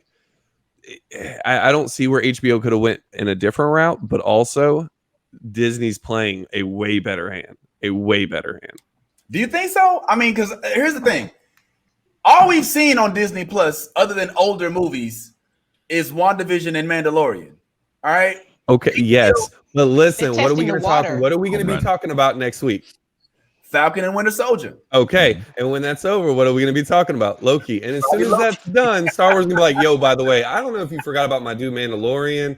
We got some Obi-Wan Kenobi around the corner. Oh, y'all really love Rosario Dawson as Ahsoka Tano, right? We got that show. Like, that's what I'm saying. And all those cost less money than one of these blockbusters. Wow. By One show of of them. hands, He's last right. night on a Friday night, when you sat in your living room and we got so hooked on Wanda, who looked at the TV going, "Oh damn, they know." Yeah. I feel abandoned. Like Yeah. I need my fix. Yeah. It just dawned on me. I was like, "Oh wow, man, it's Yeah. done. I gotta There wait." There was definitely a hole in my heart last night who was begging for Agatha to come out and to ask me if we wanted to redo the scene. And I definitely felt it. And I think that that's one thing that we may have taken for granted. Netflix has been giving us these shows that we binge and we watch them all in one night. And we're like, oh, snap, did you see Stranger Things? It was so dope. But we don't have any control. We have no self-control. So at the end of the episode, when it starts going to the next episode, we're like, I never watched it. Okay, are you watching? Yes, I'm watching. Keep going. Just go ahead and click on God damn it! That's why she made me get up. Yeah. but That's Netflix saying, drink some water, empty your bladder, take care of yourself.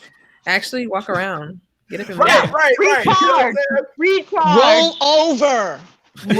Roll over. Adjust. Disney's giving us is forcing us to be patient, to kind of model ourselves to the episodic universe of the olden days in which you turn on TGIF and watch Family Matters and have to wait till the next Friday to find out what happened to Steve Urkel and Stefan Urkel.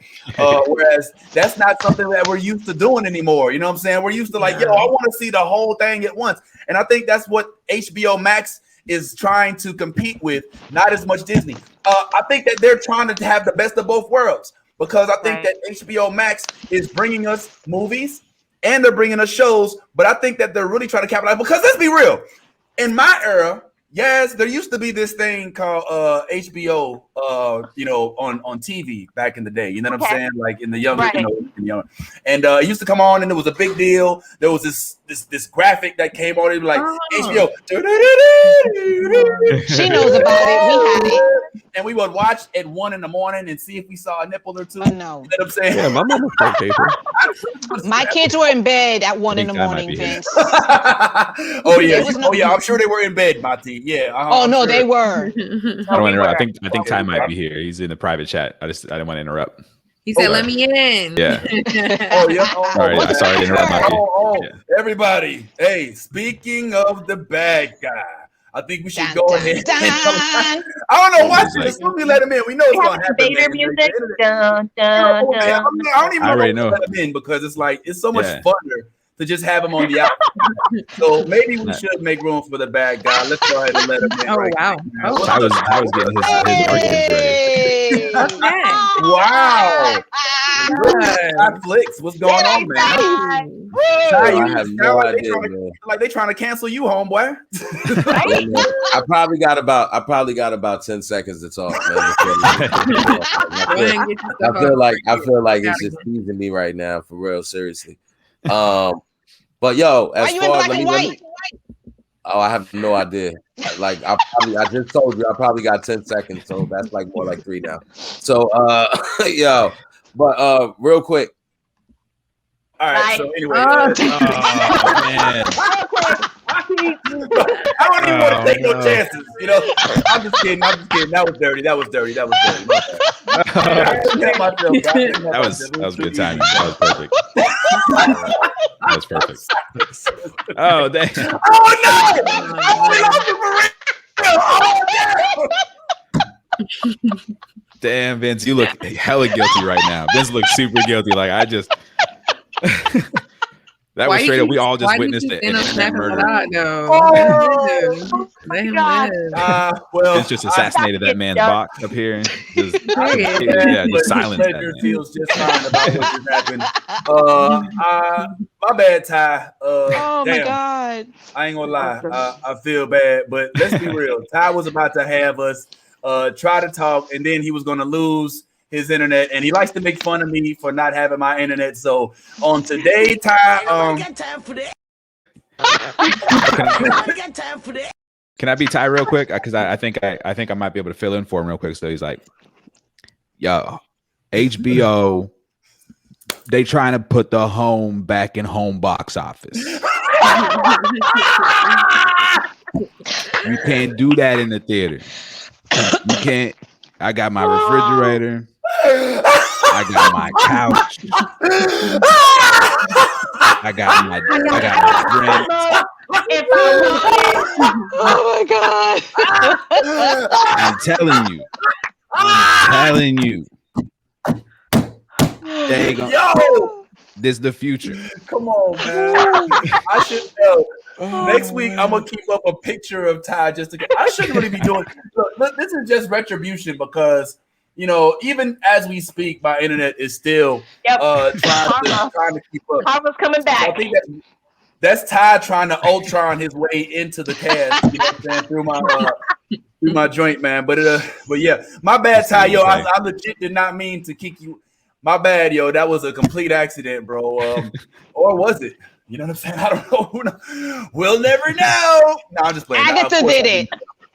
It was Agatha all along. Look at me. He's like, I don't have any power. I expect some revenge. What are you doing right there? I expect some car revenge. shields. I don't have to pay. Yeah, man. And plus, we got Fire Stick too. But anyway, man, yo, my bad, Ty. I legit did not mean to do that, bro. That was a complete accident. I was just playing around. You see how I was doing this to old boy the other week. But anyway, man, yeah, I think HBO Max. Now, I ain't gonna lie. Some of these projects I'm more excited about than others. So I just want to go down the list and let's just do it all. Shout it out, you know what I'm saying, over each other, whatever. And let me know what we're looking forward to the most. Are we looking forward to? Which I frankly am for one reason, but I'll let y'all tell me first, to this Suicide Squad sequel. Yeah. Yeah. Yeah or nay? Who you want? I mean, Tyrone, you may as well, man, since you're good Ty and bad Ty. Are you good or bad Ty right now? I'll be good Ty right now. Because I think this might be DC's first good movie in a while. Right. You know what I mean? Like I feel like Suicide Squad is gonna be the one to be like, hey, look, there is a way we can make a good DC movie. And then just like hopefully take that and just take the baton and run with it. I would love to see good DC stuff. So I'm looking forward to that. Optimism. Okay. You hear it? There it is. There's the optimism. Trademark. Nobody else. He's back, ladies and gentlemen. Does anybody else have a good feeling about Suicide Squad? I do too. What's up, Patrice? What you think? I feel like this is gonna be a great movie. I felt like the first one was dope. The introduction of Amanda Waller and that whole trope is awesome. I'm excited to see Deadshot come back. Like I really feel like they're taking it in a different direction. So I'm excited. I think it's gonna be great. And I heard that Deadshot, and correct me if I'm wrong, Blerd, is supposed to be Idris Elba this time instead of Will Smith. Yep. Ooh, yeah. I know it wasn't Will, but I didn't know who they picked. Yeah, they picked. Yeah, they picked Idris. That's gonna be lit. Nothing against Will, but yeah, that's an upgrade in my opinion. I'm not mad at that at all. Okay, Patrice. Okay, calm down, Patrice. Don't slide out. James Bond. Like, oh my God, okay. Let's see. Patrice just turned red, man. Like, what's going on? Is he gonna be shirtless or naked? He's like, right? Look at her. Yeah, listen, I'm ready. Patrice is over there like, yeah, me and my ex. Yes, I would have on a black turtleneck with the chain. Whoa. I ain't gonna lie. All right. Yo, but Daniel, what about you, man? You you looking forward to Suicide Squad too? I mean, it's got James Gunn in it, so it's got a good director. But honestly, like that first one was so just kind of like, I'm gonna watch it. I'll be interested, but as far as like, do I have a stake in it? Not really. Yeah, I feel the same way. Like the first one was so iffy. I ain't gonna lie. Out of the DC movies that came out, I think Suicide Squad was a little bit on a different level in that it did take DC took the leap in creating a world for anti-heroes almost before Marvel did, right? I mean, Marvel did with Venom, but DC created a whole like the Sinister Six type of element with Suicide Squad. So I'm interested in that. I think that they dropped the ball on the Deadshot origin story. I think they dropped the ball on Diablo. I think they dropped the ball, frankly, as well as a job as some people say she did on Harley Quinn. I think Harley Quinn's story could have been so much doper. The Birds of Prey story should have been so much doper than it was. But I think folks are so infatuated with Margot Robbie that they're like, look, whatever. As long as Margot Robbie's in it, you know what I'm saying? We'll go ahead and just take it as what it is. But she plays it well. She does. She does. But after watching Kelly Cuoco, I'm a little less inclined to give her the head nod than I was before. Gotcha. I think Kelly Cuoco could have possibly been a better. That's her name, right? Kelly Cuoco? Oh, was she like said to be in the running for that or something? Well, she actually made a animated. She was the voice of Harley Quinn, and she nice the animated version of it for the internet. And she actually considers this a passion project. And her coming from the nerd universe, being prominent member of the Big Bang Theory, I think that it just fits a little better. She actually looks the part a little bit. And I'm inclined to take a second look and be like, man, they probably could have done that a little, because her story is hella fascinating. With her being as educated as she is, but as manipulated, or as some would say, possibly just vulnerable. I think that they still have yet to really capitalize on that storyline, which I'm hoping they may do in this next Suicide Squad, because I don't think she got her just due. And this is one of those few moments where the sidekick becomes more popular than the actual character who they were supposed to be on the side of. So I think that they dropped the ball on that, but that's a whole other story. I wish they would recast Jared Leto. Like, why? Oh, you're not into this. You don't. I hate him as Joker. He's the worst one. The voice, the laugh, like, You don't like Ian from what do you call it? Shameless as the Joker. Yeah. Man, he killed it. And I got a softie for him. Well, okay. Well, we know that there was some contractual issues with the Gotham show where he couldn't actually play the Joker, so they had to play Jerome. Because DC has so many freaking Jokers running amok. One of which, again, I believe the best, in my opinion, top down, no questions, was the Mr. Ledger himself. I wouldn't even want to put anybody else out there with him. Close second, I would say probably would be Jack. Jack was definitely the one to lay it down, made it hilarious, and made it creepy as hell. I cannot wait for Austin to see this podcast. We were just having this argument like literally yesterday about who is better, and I was like, Ledger, hands down. He was like, did you forget about Jack Nicholson? I said, Jack Nicholson is but Heath Ledger killed that shit. I was like, he was made for that shit. Like, I was like Chadwick Boseman is the Black Panther. I was like, certain people were made for that shit. You know what I'm saying? Exactly. Robert Downey Jr., he's got to be Iron Man. You know what I'm saying? Like, just certain people were made for those roles. You know.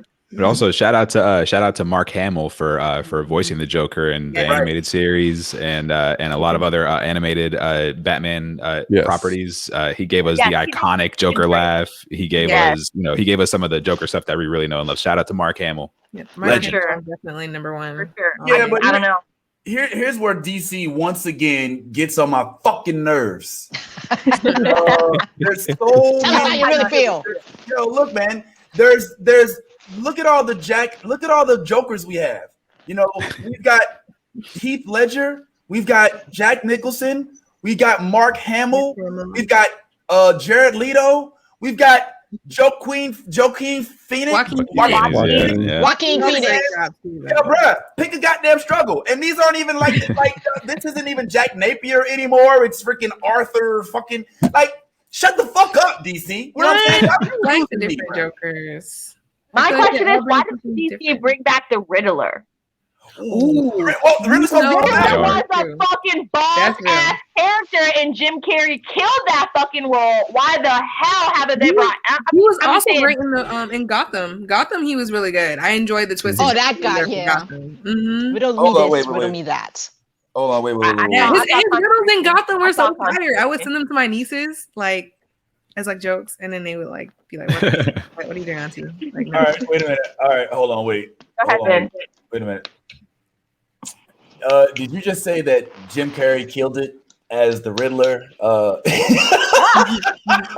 I still watch that movie. I go back and like I watch a lot of nostalgic movies. You know what I'm saying? I went back and watched it the other day, and I was like, damn, yo, this movie, like, I didn't like feel like, you know, like it got enough praise as it did back then. Like that movie was pretty, like, you gotta think about it. The technology, the CGI, all that shit that they had back then, we were asleep on that shit compared to how things are now. Like, no lie, okay? Like, if you look at everything, they did that really well with certain things. Yes. I've been giving Yas shit all day. I just want to say, yeah, I am with you 100% on this. Batman forever. Yes. Batman forever. Everybody now.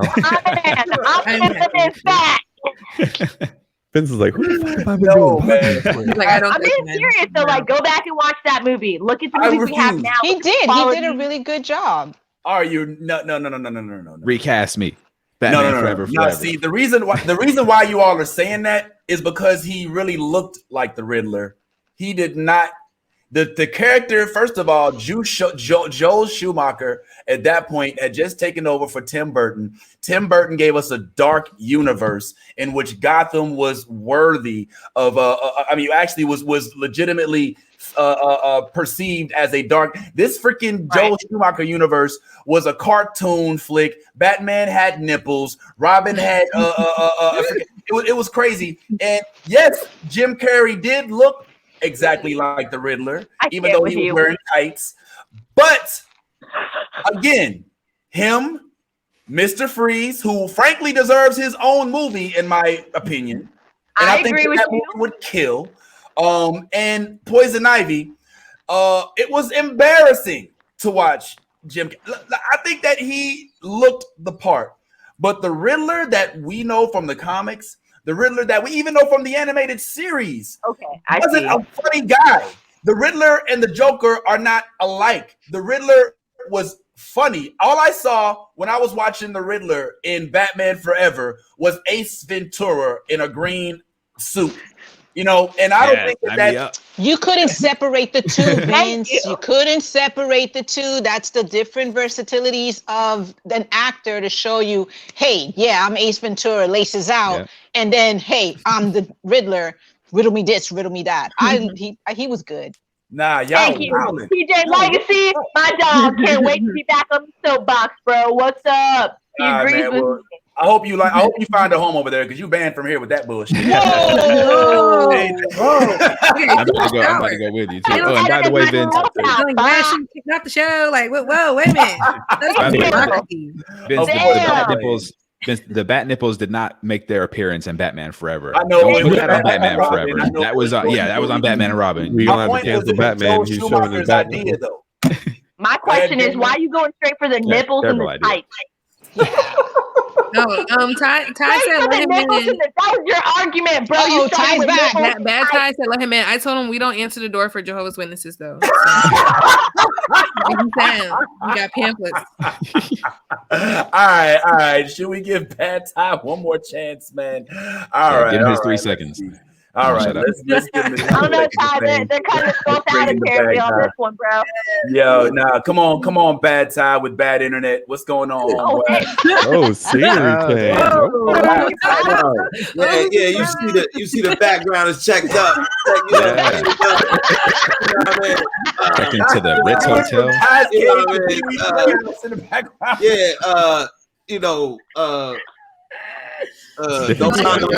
Pretty flowers. That's that little pink. What's that little pink thing in the background? Hey man, I like pink things, so leave me alone. Anyway, I'm gonna tell y'all, man. there's only one bad Ty. There will be no more of this good Ty. There will be no more impersonating me, young man. Young man. I've been having a lot of fun. But the fun is over. I'm back in here, and yeah, man. What are we talking about, right? God damn it! What are we talking about? Now we was actually, we were kind of vibing. I hadn't gotten to the topic yet, but we were talking about the Riddler in Batman Forever. Yas, TJ, who's in the comments, and Mati are and Tyrone. And I'm on Jim Carrey's side. Good Ty. Good Ty, not bad. Yeah. For some, they were sitting for some. Now, see, Ty, you had to bring your laggy internet to the screen over here to my side. Oh, I'm lagging too. No, you're good. I'm lagging now. Vince You brought it on to me, man. Vince is blaming you for his problems. Corona internet virus. Yeah. Keep that in mind. Keep in mind, Vince is blaming you for his problems right now. So when you start to argue this point, think about who supports you here. Think about who opened the door. Think about who said pretty flowers. Think about who asked about you. Well, you can still hear me either way. But Ty, so can you please tell Mati, Tyrone, TJ, and Yas that the Riddler in Batman Forever was not as good as they're making him out to be? What they really were in love with was Jim Carrey, because Jim Carrey is the shit. But the character, go ahead. I don't know what you said. The last, it was like, but I don't know what that was. Okay, my bad. But I will say this: I only recognize two Riddlers when it comes to Batman, and that is Jack Nicholson or Nicholas, whichever. I don't know which one it is. I think it's Nicholson. Yeah. But Jack Nicholson, and then of course Heath Ledger. Those are the only two that I actually acknowledge. What are you shushing for?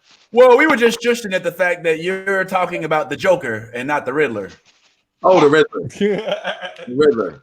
Okay. Riddler. I like the Riddler from Gotham. I like him. Corey Michael Smith. That's my favorite. As the Riddler, he's dope. He did. I think he's like really dope. Like I could see him on the big screen killing it.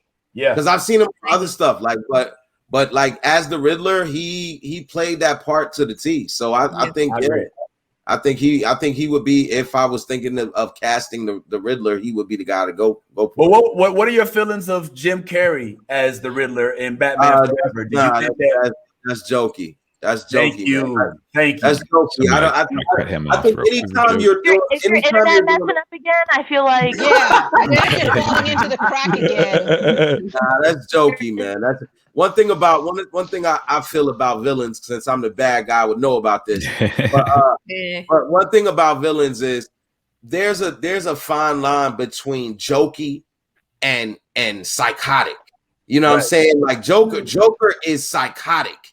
Right. You know what I'm saying? Like Riddler, his character is supposed to be also psychotic. Mm-hmm. So to play him as a jokey dude, you know what I'm saying? Right.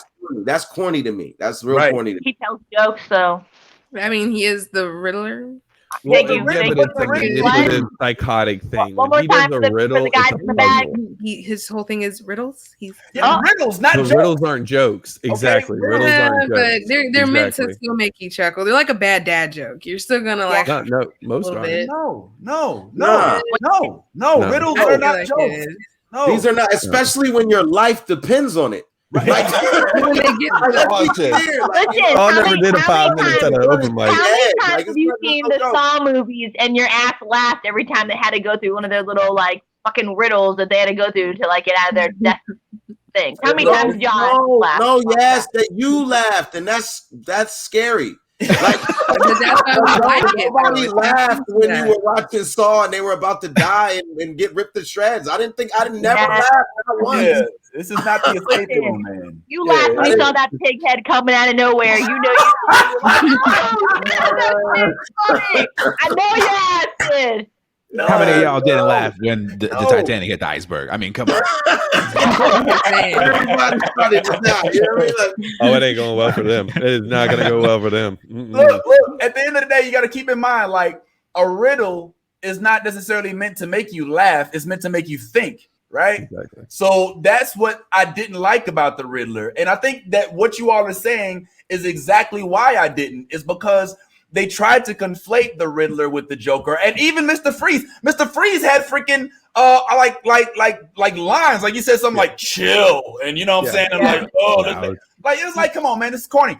I like better when we take the comic book characters serious, which is why I love the Heath Ledger version of the Joker, because he legit like when he burned his half of the money, you understand? When he killed his own clique that he hired to help him rob the bank, you know what I'm saying? Like when he put a freaking a bomb in a cell phone and sold it inside one of his own cohorts, that is maniacal shit. Okay? Actually, you know what the favorite part about that movie was? What? The magic trick. Oh yes, the but magic it's trick. Absurdity Exactly. through action rather than their personality. Like that's the difference. Like where the Joker's absurd is through his action. Right. Agreed, man. It's spoken like a true second grade teacher, right?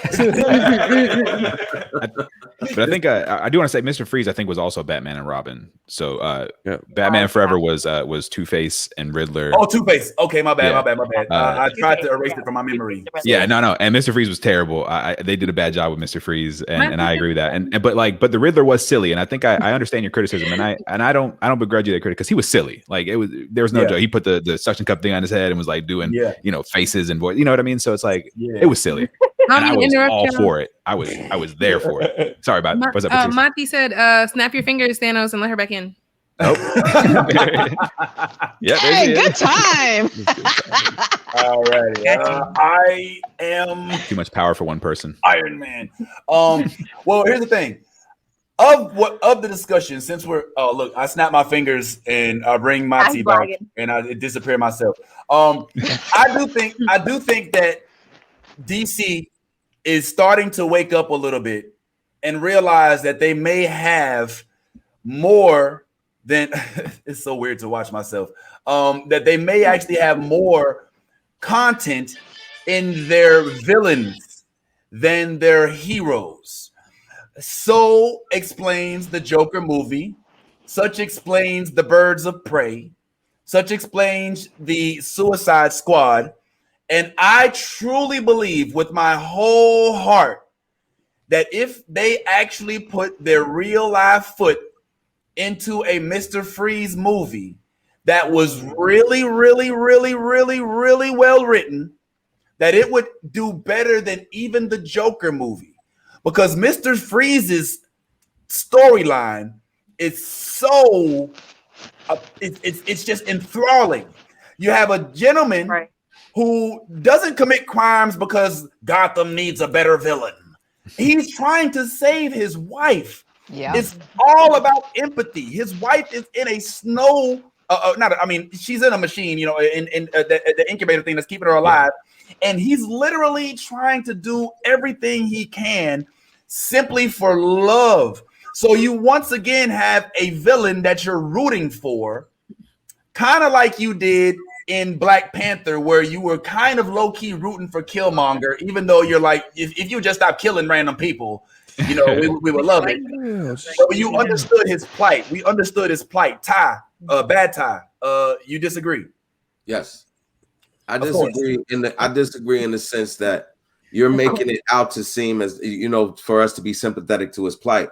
But the problem with that is that when you initially start doing crime and you initially start doing things to, you know, benefit yourself, at some point things become twisted. You know what I'm saying? Things are not as clear and as, you don't have the clearest perspective, you know, at that point as you may have when you initially started on your journey. And in his journey, he was trying to, you know, save his wife. But, you know, some of the things that, you know, Mr. Freeze is capable of, as far as killing people, as far as there is no justification in the world of heroes for you taking others' lives. And to speak on DC and what you were talking about in DC a little bit earlier, you know, are they figuring it out? Well, this is the question you have to ask yourself. DC, when they initially started making movies, their whole purpose and their whole premise was we're gonna be dark. We're gonna go dark. Everything we do is we're gonna try to theme it darkly. You know, we're gonna go on the darker side of things with Watchmen, with Batman, with all of the, you know what I'm saying, the joints that they did. So the idea that if they start going dark now, they're getting it together. That's always been their premise. You know what I'm saying? They actually stepped out of their their safe zone when they did Shazam. That was like Shazam was like, you know, comical more for them, and for DC that's not really their thing. You know what I'm saying? They're more on the dark side or the dramatic side, if you want to go that way too. You're 100% right. Like from Constantine to what's the other movie I was just thinking about? But yeah, they're all dark. Yeah. What I love about it is that they humanize the villains. Like I like, especially for Gotham, like every villain you encounter, you really feel for them or you understand their backstory. So they're not just evil. We have literally, here's what happened to these people and how they got to this point. And I think that makes a difference in how we receive them for sure. Mm-hmm. We can't hear you. We can't hear you. And there's he goes. You know what's so funny? I'm flicking you off right now, but you won't know because I'm like, anyway, I'm gonna be mad tomorrow. It's almost like we can't both have our internets working at the same time. It's like there can only be one. It's like the Highlander of a TV show. Yeah, there can only be one. Yeah. There it is. There's the thing. There's a little thing I told you.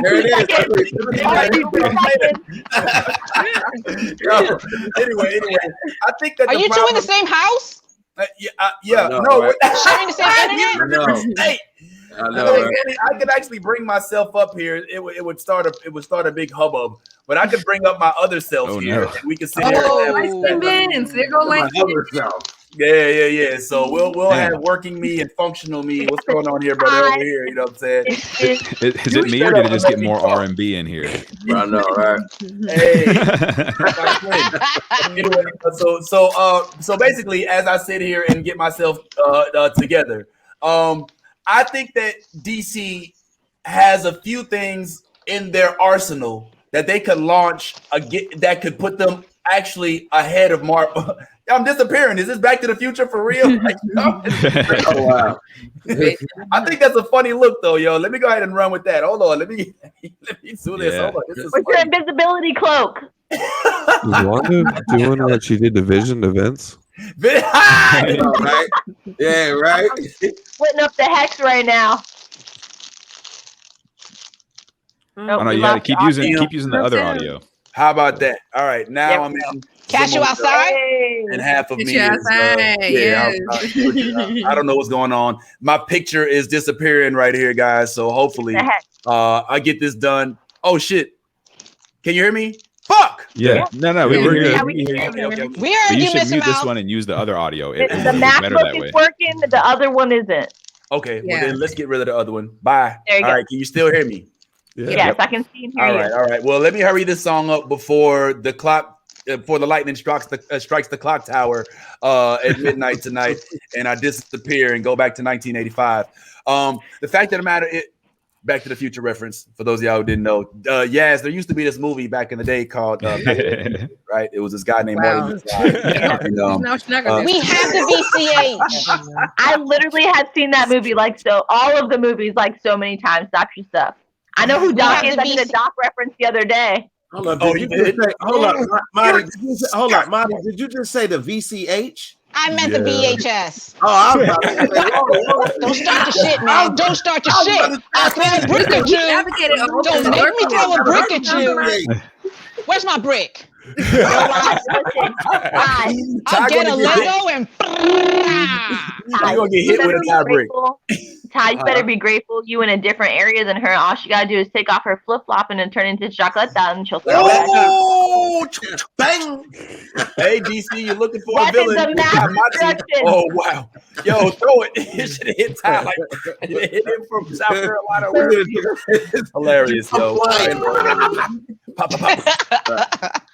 The Riddler. All right, man. But I think that's one thing that DC is not taking advantage of. I mean, Doom Patrol. All right, most not anti-heroes. All right, Suicide Squad, anti-heroes. Joker, not even an anti-hero, but a villain. I think DC should, since they want to go so dark all the damn time, they should embrace this villainry and move forward with it. That's one thing that Marvel has not done. You know, the closest they got to it is Venom, possibly Blade, if you want to put him, even though I still think Blade is considered a hero.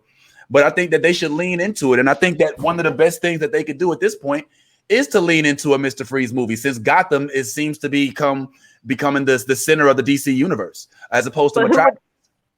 Who would play Mr. Freeze? Oh, great question. I think Daniel should play Mr. Freeze. My skinny ass? No. I need a Riddler. No. Hey, Daniel, no diss. The Riddler. Yo, no diss to Daniel, but the right stuff, Daniel, you can pull that off, bro. You can do it. I'm telling you, you can do it. What, Riddler? Yeah, I could do that. Yeah. Yeah. No diss to Daniel, but as I'm looking at the screen since I got onto the pod, I'm watching him and it's like, oh my God, I'm waiting for Dr. Evil to come and say something. Oh my God. Yeah. He looks like Seth Green. Dr. Evil. You crazy. Go away, Father's coming.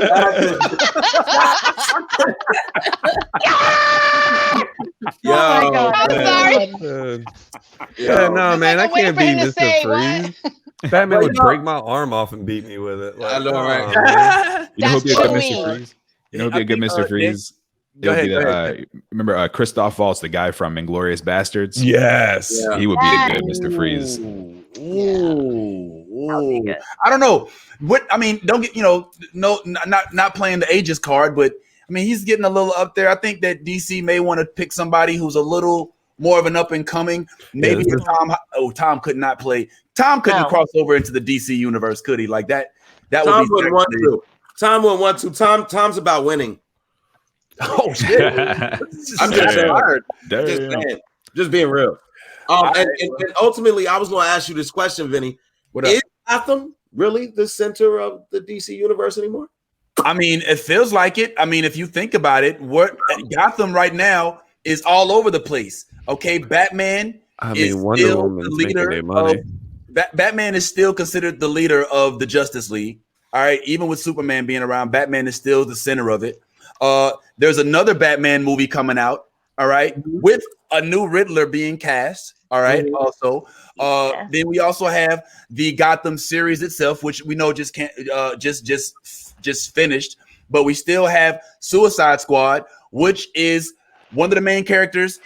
Harley Quinn, who is the sidekick of the Joker, who is the villain of Batman, who lives where in Gotham City. So yeah, I do think that Gotham ultimately is kind of the center of the DC universe. Either that or Metropolis. It's definitely not Smallville. Definitely not Star City or but they're not. But all of that stuff. I mean, and I agree with you that all of you named everything in the Gotham universe, but you didn't name anything that was worth talking about. Like honestly, Gotham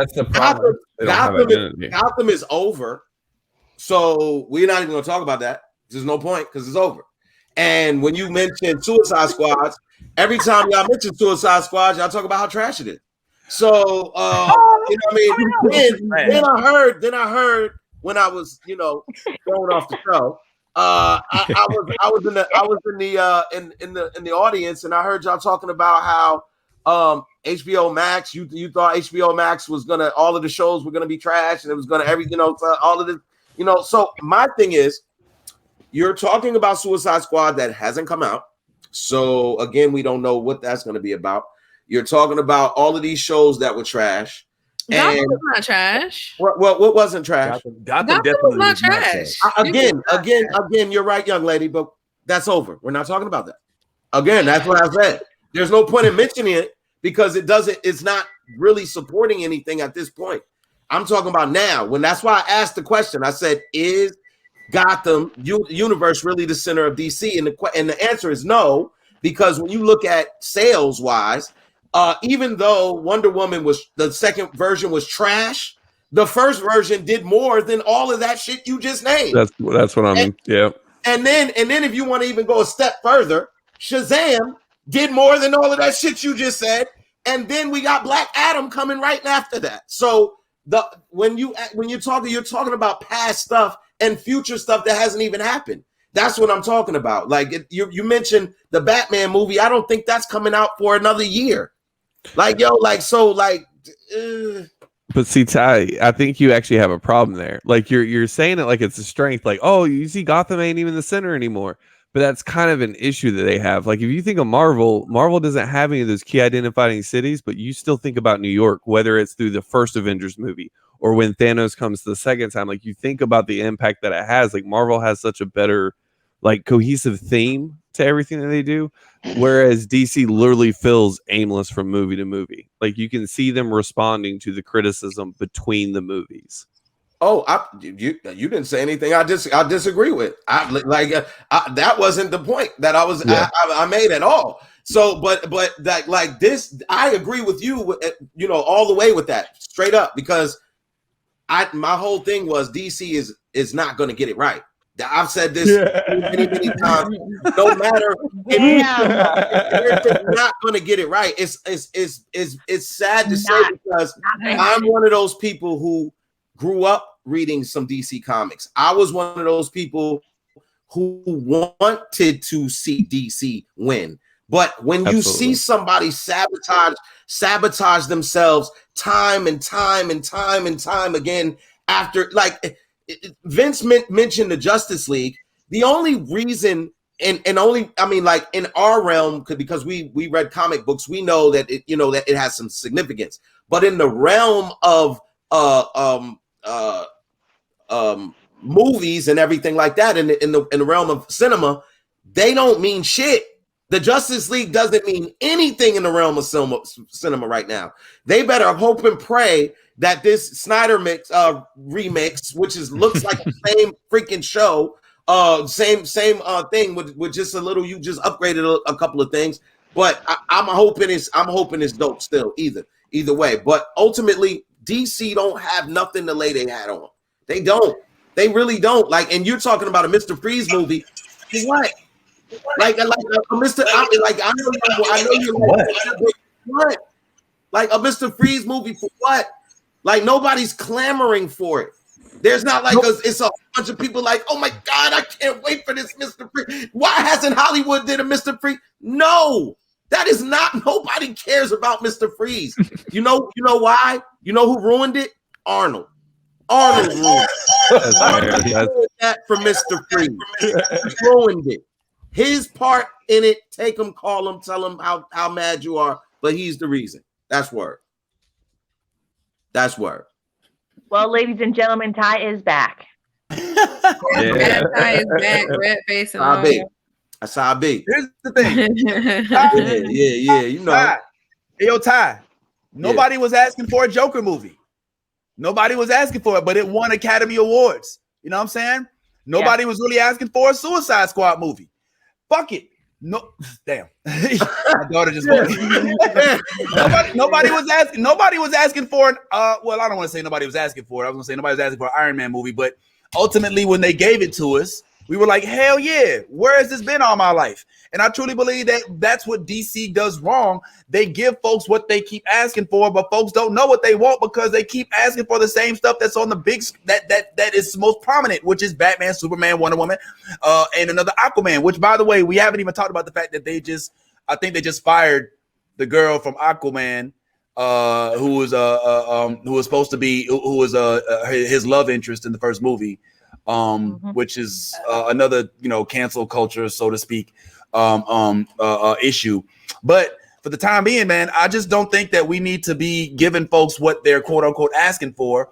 The dopest part is to be able to give people what's dope, and then they be like, "Oh, I didn't even know I wanted that." You know what I'm saying? And that's what Marvel has done. Nobody asked for an Ant-Man movie. Nobody asked for an Elektra movie, and we probably shouldn't have gotten one either way. Nobody asked for a Luke Cage show, or definitely not an Iron Fist starring Danny Rand. So you're talking, bro. You keep mentioning all these unsuccessful shows, man. Like I don't understand how since when we justify stuff with the lack of success. Like, how do you bridge? How are you gonna bridge any of these conversations? Mentioning Luke Cage, mentioning like, look, as a black man, I love Luke Cage, but a successful show, it was not. None of these shows were successful that you're mentioning. Iron Fist was trash. Yes. You know it was trash. But so why mention Iron Fist was trash? Luke Cage was not trash though. Luke Cage season 1 was amazing. I was about to say Luke Cage season 1. Like, that's season 1. Luke Cage. I didn't say Luke Cage was trash. What I'm saying is certain of these shows that he's using, these shows that he's mentioning. I'm just saying, like, if you're going to support your argument, make them successful shows. These weren't successful shows. All right. Well, let's look at. All right. Well, then let's take again. Ant-Man. Nobody was asking for. But we loved it. That's Marvel. That's Marvel. We're talking DC. We're talking DC. Don't do that. With the whole premise of the conversation was we were just talking about Luke Cage. No, I just mentioned it, but you're mentioning movies and all of that kind of stuff. You're taking all the Marvel stuff to try to support DC. Nobody asked for Birds of Prey. Nobody. All right. Nobody asked. Once again, I started this off, Ty. I started this off by saying nobody asked for a Joker movie. If you want to keep it within that realm, nobody asked for a Joker movie. But look what happened. All right, look what happened with the Joker movie. I'm gonna be real. I don't know if we were really asking for a Wonder Woman movie. It came out. It was great. The first one was, and it did its thing. So it's not about delivering what you want. It's about delivering quality content. What's up, Daniel? Okay. All right. Well, cool. My last argument, my last rebuttal for that. At the end of the day, how many comic books did Mr. Freeze really have of his own? How many? Oh my God! What is that supposed to be? Well, the reason I'm saying it from a comic books perspective is Wonder Woman had her own comic book, even though it wasn't that major for us. It was a Wonder Woman had her own comic book. Joker had his own comic book at one point. So these are people who had their own comic books. You're talking about a random villain that nobody is buzzing about. That's all I was saying. Like, who wants a Mr. Freeze movie? Nobody but you. Hold on. The whole reason why this conversation popped up was because we were talking about nostalgic movies. Remember that from the 90s. We were talking about Batman Begins and Batman Forever. That's the whole reason why the Mr. Freeze thing became a relevant thing. Remember that, okay? That's what we were talking about. We were talking about Jack Nicholson and we were talking about the Joker. That's how this all came to play. So if we were going back and doing nostalgic movies like remake type things, that's what Vince is talking about. If we were going to go back and recap on some of the villains that we never recapped on, that would be a thing for those people who appreciated seeing him in those movies and then recapping on how his life came to be and how he got to where he was in that movie. That's what he's talking about. He's not talking about like relevant right now. He's talking about bringing things back into the light. That's what he's talking about. And if it was something on that, if any character could do that and have a presence and have somebody like the following, that would be that character. Just like the Riddler is going, you just said it, the Riddler is about to be in the new Batman movie. They're bringing back people that were relevant that we fell in love with back in the 90s. That's what he's talking about. I got you. Bottom line also, this is what we do. This is what we do, Vince. The difference between Marvel and DC and why Marvel is at the top of the list and DC isn't, it's money and the talent that they're willing to pay for. If you pay the right amounts and you got the right people, you're going to have success. No, Marty, that's not it. Seriously. DC had more money. DC had more money before Marvel.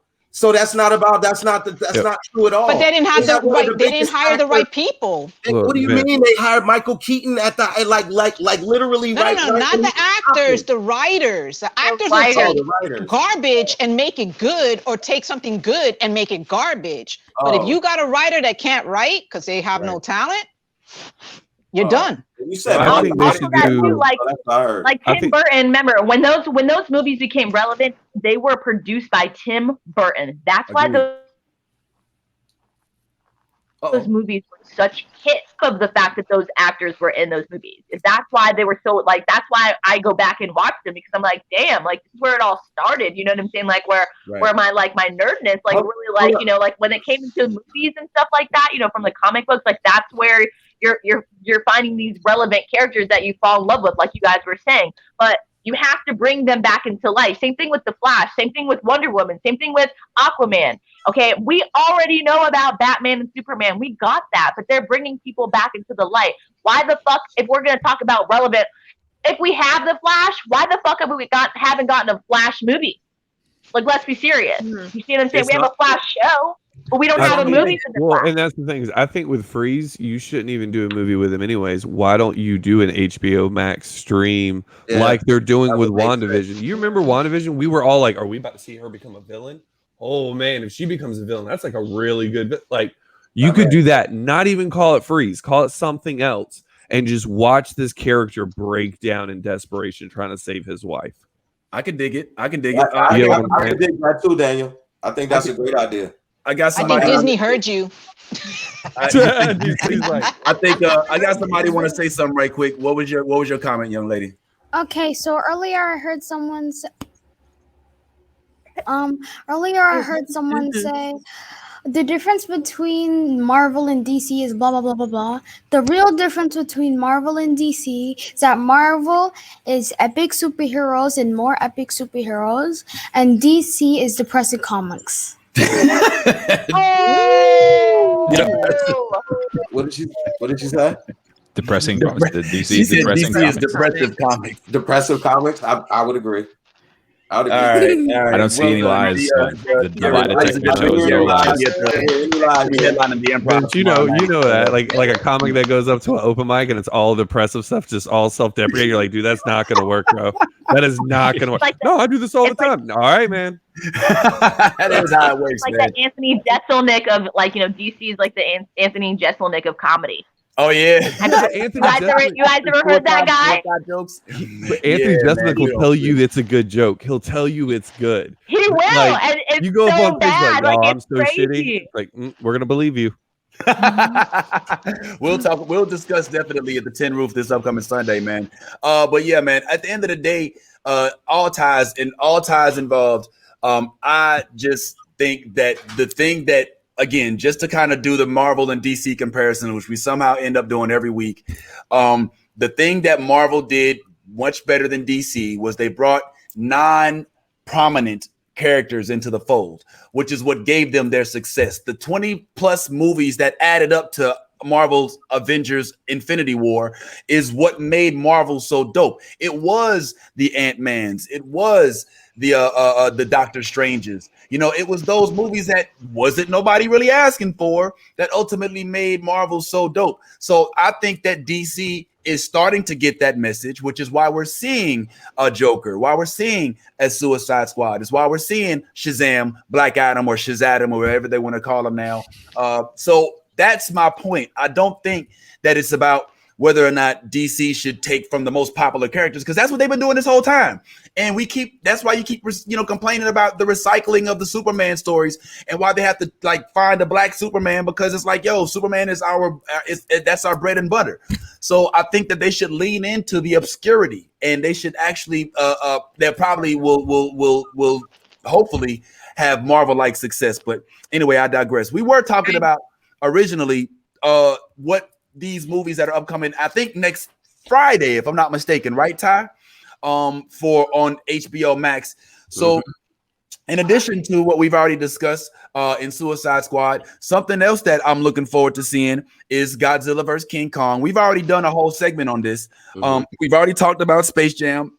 we briefly talked on Tom and Jerry movie, which Ty called me like all excited about for some reason. Like, yo, we seen that new Tom and Jerry. Yo, the way they got it set up, it's like, I was like, yo, dog, I don't have 3-year-old children. You know what I'm saying?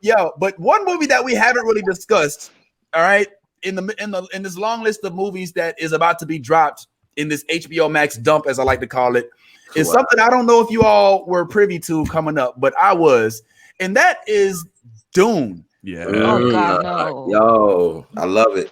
I loved me some Dune as a kid, even though I did not understand it. I remember that big ass worm. You know what I'm saying? I remember the kid. I remember the dude with one leg who got sucked into the worm when he got unplugged. I thought that Dune was ahead of his time. I'm very much looking forward to it. Did anybody else on the panel watch Dune? Man. Oh, I love it. I saw it. You're not a fan, Mati? Nah, man. Oh, you hated it? It was like Waterworld without the water. I can't get my time back. I mean, am I the only one that liked Dune? I loved it. I loved it. I loved it. I loved it as a The kid. blue eyes freaked me out too.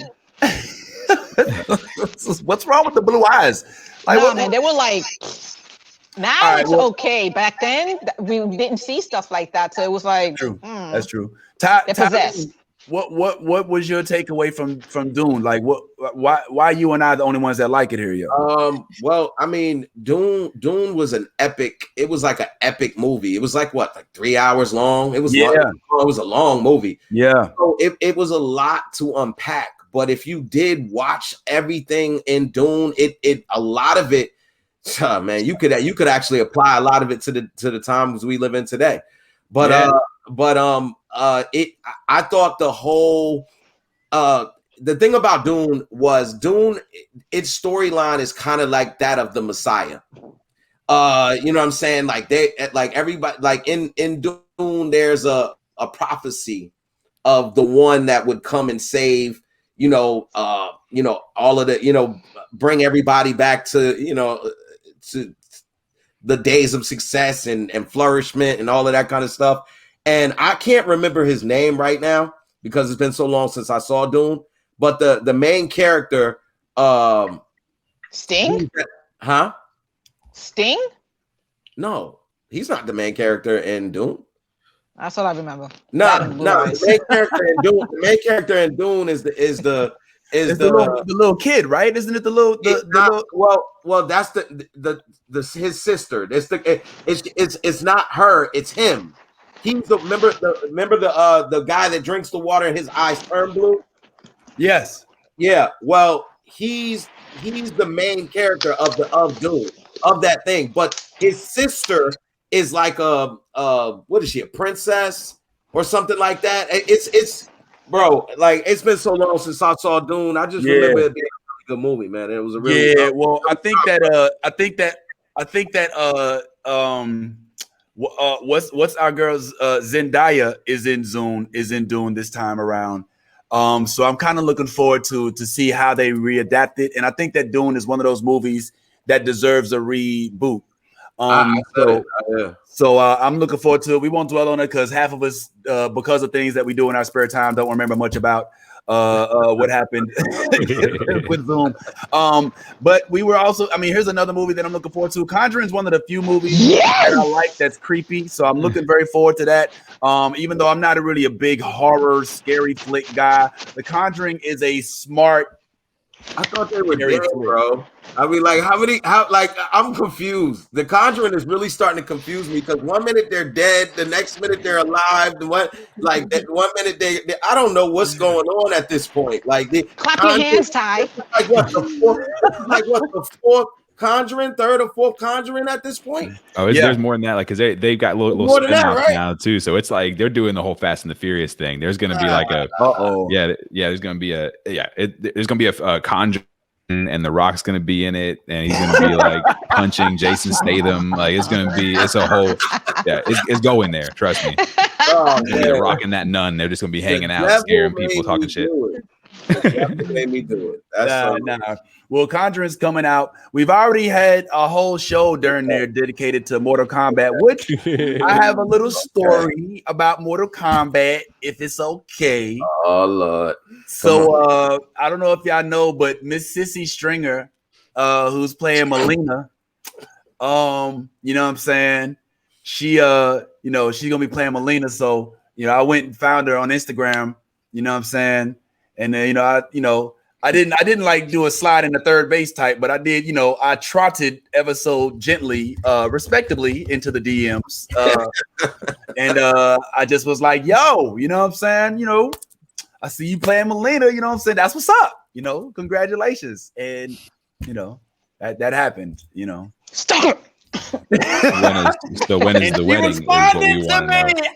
I was gonna say, when is she gonna be on the Blerd podcast?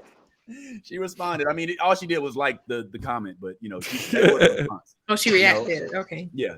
So I printed, I screenshotted it, printed it out, and it's on my wall over the fireplace. Man, he's being modest. He's being modest. Did you laminate it? She hearted. She sent him a heart emoji. I did get a heart. She sent me a heart. Yeah, and I didn't. I didn't y'all laminate in a relationship now. Serious. Yeah. I think it's safe to say Kim's in trouble. Watch out. She never sent me no heart in the DM. And no, I didn't laminate it, Mati. It's not my social security card, man. It's a You're not supposed to laminate your social security card. Just stating that. Sorry, I forgot Mati was a social worker. You're supposed to build a social security card out of Legos, probably. Now Mati's following the rules. Mati's showing up with a full dinner to the movies, but she's like, "Don't laminate that social security card." We don't accept that. Yeah. Hey, kids get hungry, and those prices and that little bit of food, you can't feed them with a Tic Tac. Oh, hilarious! You bring that same pot to the 6th when we have our show at the Geek Easy. But here's the one movie that I'm really I'm kind of scared about, and we'll probably end on this, guys. I'm a little nervous about the HBOMax release of The Matrix. Yeah. Oh, yeah. I'm a little nervous about this concept because The Matrix was not something to be fucked with. You understand? Every single one of those movies was bomb. It was one of those movies where it did not slip as it progressed. Matrix 1 was dope.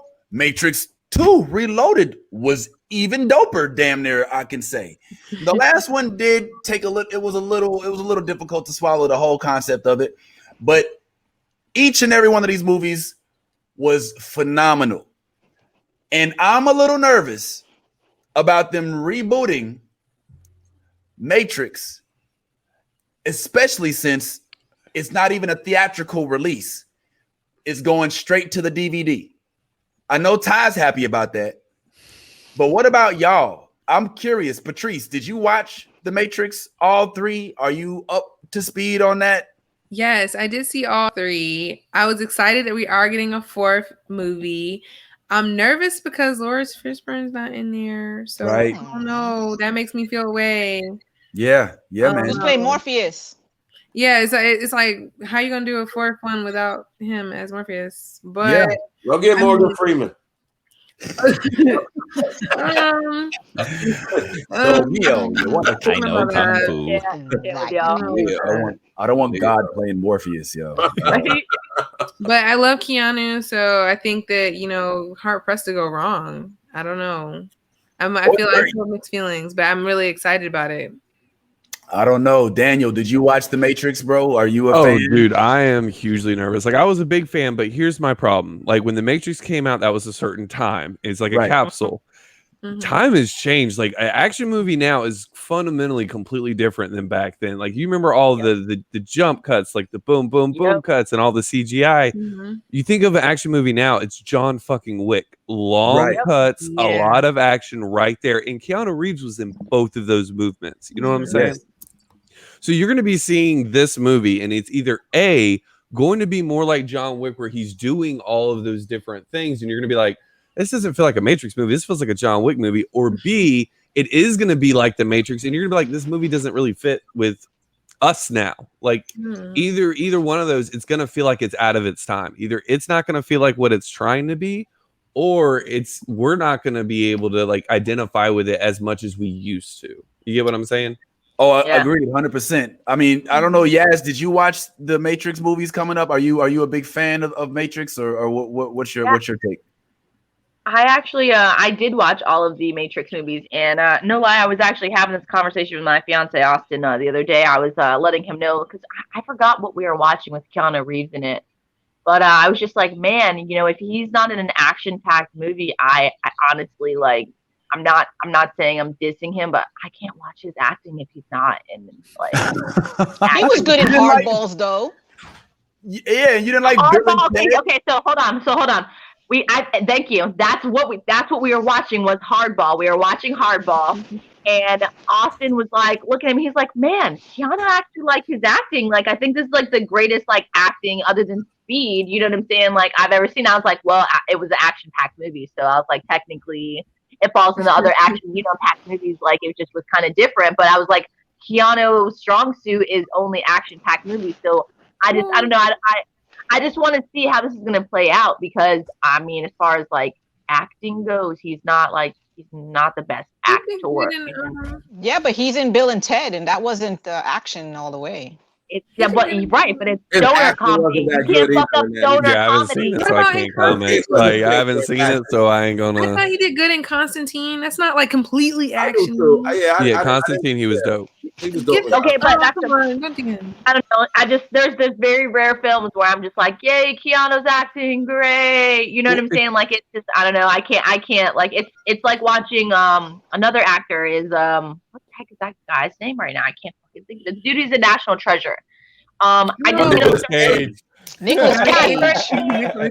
I'm like, what the hell's wrong with these dudes? Like they're good, and then they're like not, and So with Keanu, I don't know. I feel like I'm just waiting to see. I'm just gonna be sitting back, eating my popcorn, being Michael Jackson in the movie theater, all excited, like what's gonna happen, But other than that, I have two questions. Is it the same directors? Are the same directors, the two brothers directing this? That's right. Number one.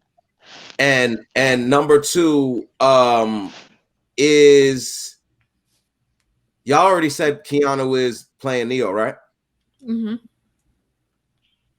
I think so. Does anybody know if the same directors are directing it? I think the Wachowskis it's one of the Wachowskis, if I remember right. The Wachowskis. It's one of them. Yeah, Lana. Yeah. Okay.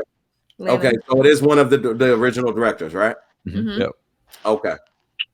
With that being said, with that now being said, I think ultimately we, as the panel, we dissect things. We dissect movies. We dissect everything. As a viewer, however, there ain't shit on TV. There ain't shit on TV. That's again. Right, but they have to buy them. You wind up watching shit you never would have watched before because it ain't shit on TV. And with that being said, HBOMax is in a very comfortable place because they are dropping so many movies when there's nothing else out to watch. So as long as you don't sabotage yourself, you're good. We just saw with Judas and the Black Messiah, that just won all type of awards. Just got like Rotten Tomatoes, 99% on Rotten Tomatoes. I was gonna say that's what I'm excited for. Has that released? Yeah, it's been. It's actually they're taking it off HBO in a couple of days. So you want to get that in. And they followed it up with the Chicago 7. That was deep. Yeah, that was a good movie. Yeah, it was. That was yes. That was as well. So it was an Andrew Sorkin joint. So my thing is, when we start critiquing these movies and everything like that, we also have to take in mind, like you said, Daniel, where we're at as a society. And right now, we're thirsty. Like we'll take anything. That's true. We'll take anything. And so all these streaming services that are going to be successful are the ones that are going to continuously put out content. Netflix has it sewn up. I'm not even going to sit there and have that discussion when it comes to streaming services. They have it sewn up. That's why they over here cracking down and telling you, oh, ain't no more sharing passwords. We gonna get every viewer we can possibly get, and they gonna pay for it. So and I mean that could be good too, because one thing about Netflix constantly puts out content. Constantly, they do so many originals every week, and their Netflix originals are really good. So they be slapping, especially the anime. Yeah. So especially the anime. HBO Max, I see HBO Max taking that same, because I don't know if everybody has an HBO Max or goes on there, but HBO Max has so much other content other than just the movies, you know what I'm saying, that are coming out on Warner Brothers. So their shows are hitting pretty good too right now. Exactly. Euphoria, I May Destroy You. You're talking HBO. You're talking home box office. You're talking it's Cinemax. A lot of heavy hitters out there. And you're talking Crunchyroll. They're giving you the anime. They're giving you the anime side. They're giving you DC Universe. They're giving you a lot of stuff on HBO Max. So to Vince's hate that he has so much for that streaming service, it might be very successful in the next couple of weeks, man. Vince look like he sleep on his couch. He frozen. Vince is frozen. Nah. He's pulling the Elsa. We can't go a whole show without him being frozen at least once. Now that Ty's internet's fixed, now he's gonna come out with it. He's like, oh, now it's time to start wrestling. I think on the Matrix thing, I do think on the Matrix thing, one of the things, just while we wait on Vince or whatever, there he's gone. All right. Well, with the Matrix thing, like one of the things, I think if we go in expecting it just to be like a fun movie and stuff, then we might not be disappointed. But like if we go in expecting it to have the same impact as that first Matrix movie of just like changing the genre of action movies and sci-fi movies, we may be disappointed, because that was a game changer. The first Matrix was a complete game changer. I remember being in the theater watching that with a plate of oxtails and some iced tea or whatever, and being like, but I was like, damn, what did I just watch? You know what I mean? It was huge, but I don't know if we're gonna have that same impact, with this fourth one, but it might still be a fun movie to watch. True. We might have that same impact. Like Ty said, we thirsty, so anything. That's what I'm saying. People are taking handouts. Yeah, I hope so. I would love to see that. I just don't. I'm not gonna go in expecting it. Just like in the first one, like I wasn't expecting that in the first one. I was like, oh, it's cool gun movie, and then it was just like, oh shit, it's this whole mind bending thing. So we might get something out of it we didn't expect. The fact that we still have the same director. The fact that we still have the same director is that's where my confidence lies. Is that we have the same writers taking over, the same kind of pretty much the same project. The only difference is we're now further in our in our errors now, to where we can, the technology is way different than it was then. So the CGI and everything that we saw then might be even better now. So that's where I'm like, we might see something amazing, and right in the comfort of your own home. I like you're trying to be optimistic over here. You're trying to play the good Ty. He played the bad Ty already. So nah, man, I'm always bad. I just look good being bad sometimes. With the Matrix, they could have done the same thing Chappelle did, where he made a bunch of shows and just kept it on lock back then, and now they offered him money, and he was like, "Yeah, I'll work hard at it." Release that tape. And now they're banking. It's like, yeah, we got this. Just said Morpheus is over there like, pay me, and they're like, Right? Thank you, sir. Thank you. They're like, nah, we'll take the blue pill. Thank you. Now they're throwing in a pink and a yellow pill just to be, hey. Exactly. And and look, that's another thing too. Like, because society has changed a lot. Like to Daniel's point. Society has changed. So now you're adding all of those aspects of the changes of society into this Matrix movie. So, I'm sure there's going to be a lot of stuff going on. Don't that mean they just going to end up making Ready Player One if they're not careful? Yep. Maybe. I can see it. I mean, Ready Player One was a pretty dope. That's pretty nasty, though. So I'm saying, but I think that the Matrix, frankly, should have been left off this list. I think that the Matrix should not be here. I'm sorry. I know, Ty, that there's nothing on TV right now, and that well, we thirsty and all this other shit, man. But Matrix is sacred, bro. Matrix is sacred. You know what I'm saying? Matrix. If they look, which is why the Black Messiah is sacred. No, and I'm gonna tell you why. Why? The story itself existed already. We have books. We have history. It's not going anywhere. To see Daniel Kaluuya give a depiction of a young Fred Hampton, excuse me, is something that we need because it hasn't been done over and over. We don't have anything else to compare it to. The Matrix has standards that have already been set that we are now expecting them to either match or supersede. And it cannot be done on this. I don't give a damn how big your screen is in your house. It cannot be done in your living room, bro. I need to see the twins with the dreads go through the floor in a big ass screen TV while I'm eating some arroz con pollo from a pot that Mati has next to me. You know what I'm saying? I don't make arroz con pollo. All right, where's my delete button, man? You don't know? What you mean you don't? I thought you was a New Yorican. That's the wrong culture. I was traumatized with that. Okay, there's certain things we just don't be touching, and that's one of them. You want some pernil, I'll hook you up, but I'm not doing no arroz con pollo. Please, yes. Can I have the crispy skins? What's it called? Ooh, the pork rind. Well, what are you cooking in your Lego kitchen? Yes, cuero. Let me get that.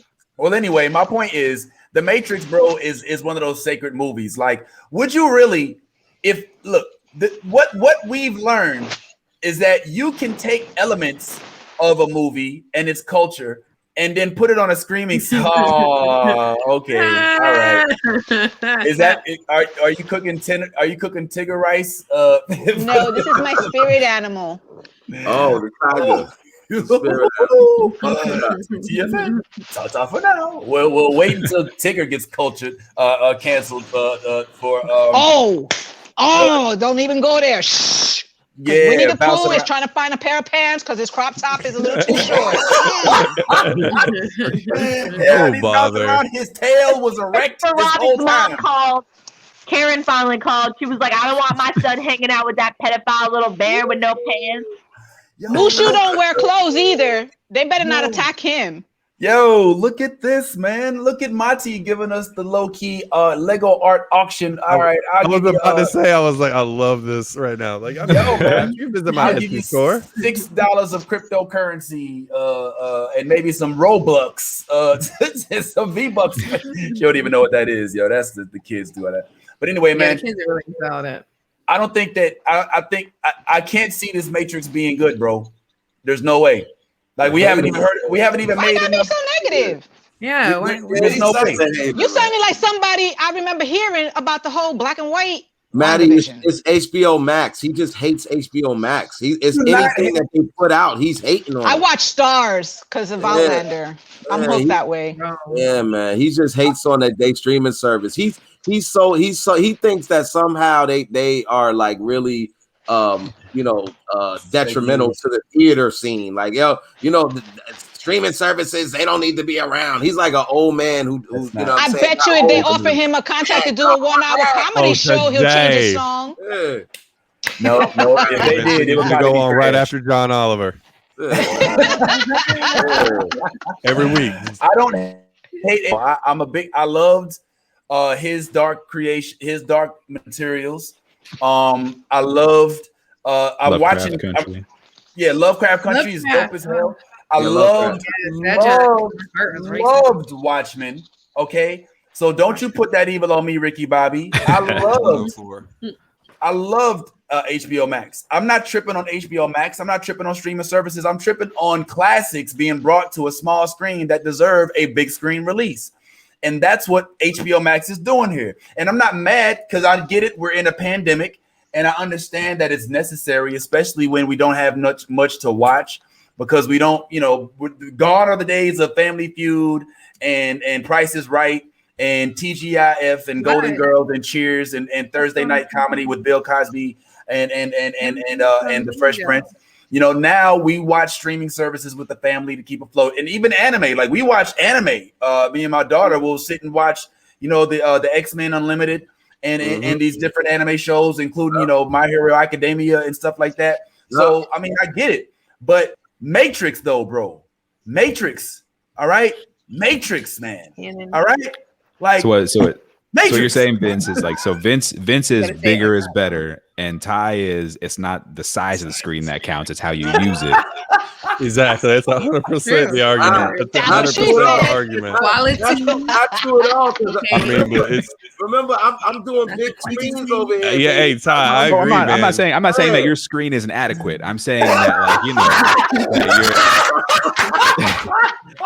your screen's bigger than yours, buddy. Ty, I feel you. I've my been screen doing the is Mandalorian for 2 years now. My watch setup is down. My screen's been getting the job done. I mean, it's been working for me. It may not be the biggest screen out there, but it's a screen that's good enough for me. You know what I mean? Just go ahead. My cheeks hurt. Stop. Oh my God. Bro. Oh wow. Oh wow. That took a right turn real quick. Oh my God. Yo, and the funny thing is that Daniel's like, I feel you, Ty. You know, the screen. I watch that from my phone all the time, and that's a small screen. It's not a big deal. If you get it right by your face, it's you in the theater. If you're close enough, it looks big.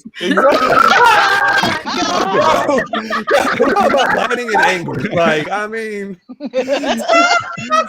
Ty and Daniel are gonna be watching Godzilla versus King Kong on their Apple watches. Like, oh, this is my favorite part. You know what I'm saying? Like, come on, man. Like, yo, hey, bro, you can watch it in 8K if it's an inch in diameter. Like, look at the quality. The quality of it.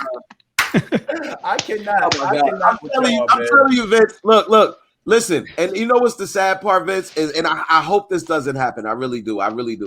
But I hope that, you know, because of how long theaters have been out of business and everything, like they don't just go belly up and just become obsolete, you know, altogether. And then, you know what I mean? I hope that doesn't happen. I really do. I really do hope that doesn't happen. But when it does, and if it does, oh my God,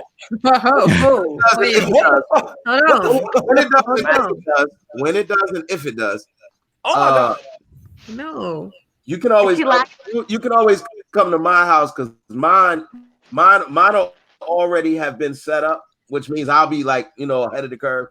So I'm just saying, man.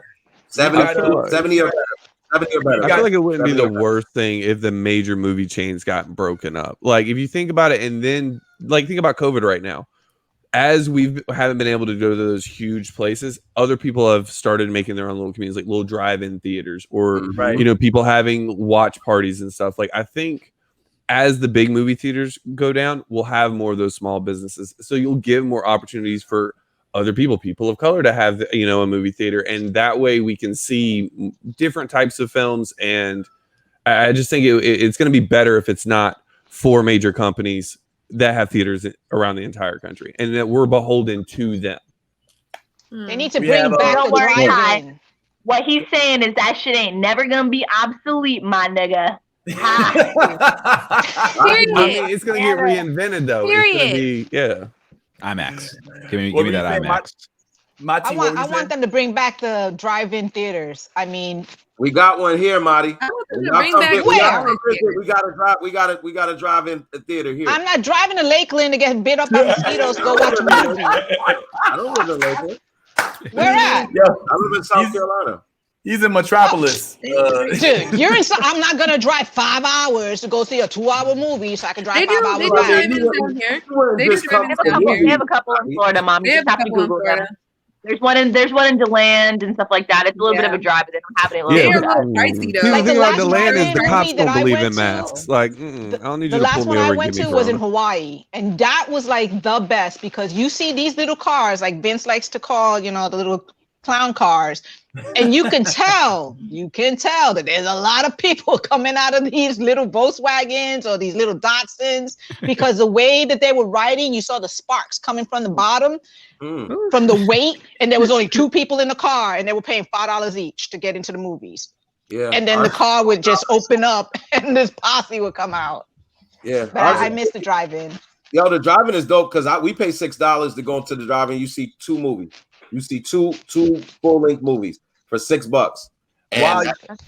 But and hotboxing at the same time with the kids in the back seat. By the way, with the kids. Say that again, Vince.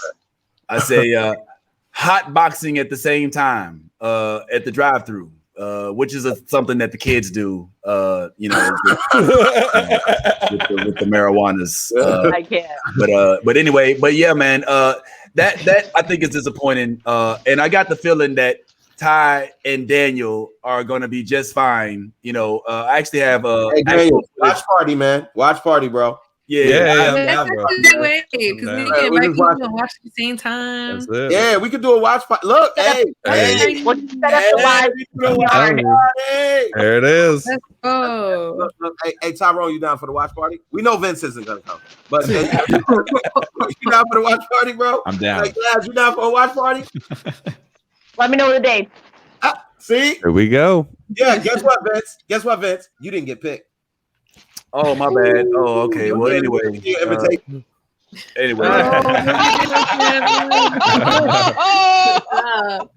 Something keeps going wrong with his internet. I don't know what it is. If you're messing with Vince like that, you know he's got the Infinity Gauntlet. You need to stop. Yeah, I got the, you know what I'm saying? I am He's kind of mad with power. You've been denoted to the bottom of the screen, man. Welcome, Patrice. Thank you. Thank you, bro. Move downstairs. He's the Morgan Freeman of the podcast. Don't be insulting the host, bro. He'll be. Yeah, man. Yeah. And I'll Thanos your ass, boy. You know what I'm saying? Nah, man. I was about to fuck with you and be like, yo, look, we have actual footage of Ty and Daniel headed to the movie theaters as we working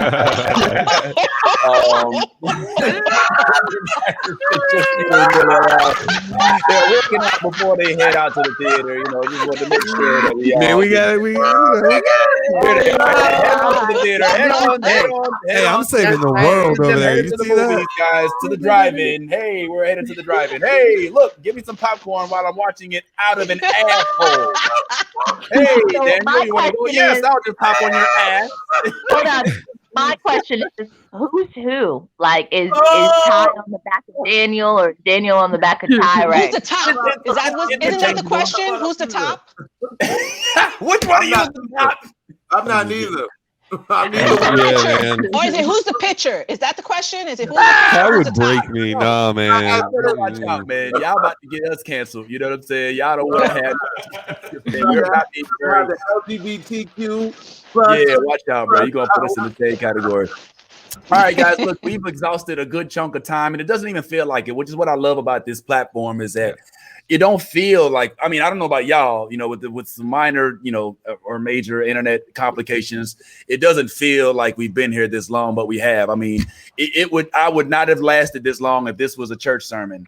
None of us would have. We would have had the back of our neck snatched by now. You know what I'm saying? You know what I'm saying? So that it is. But on the way out, I do want to get everybody's recommendations since we do have a full house panel this week and next week. But once again, just real quick, just for everybody to keep on with the show. Next week we will be unraveling a few different things. We'll be discussing probably some of the movies that we'll be seeing in our living rooms because we COVIDed up and Ty wants to put this whole, you know, wants to fire everybody in every movie theater. You know what I'm saying? Just, you know, fuck your kids, fuck your life.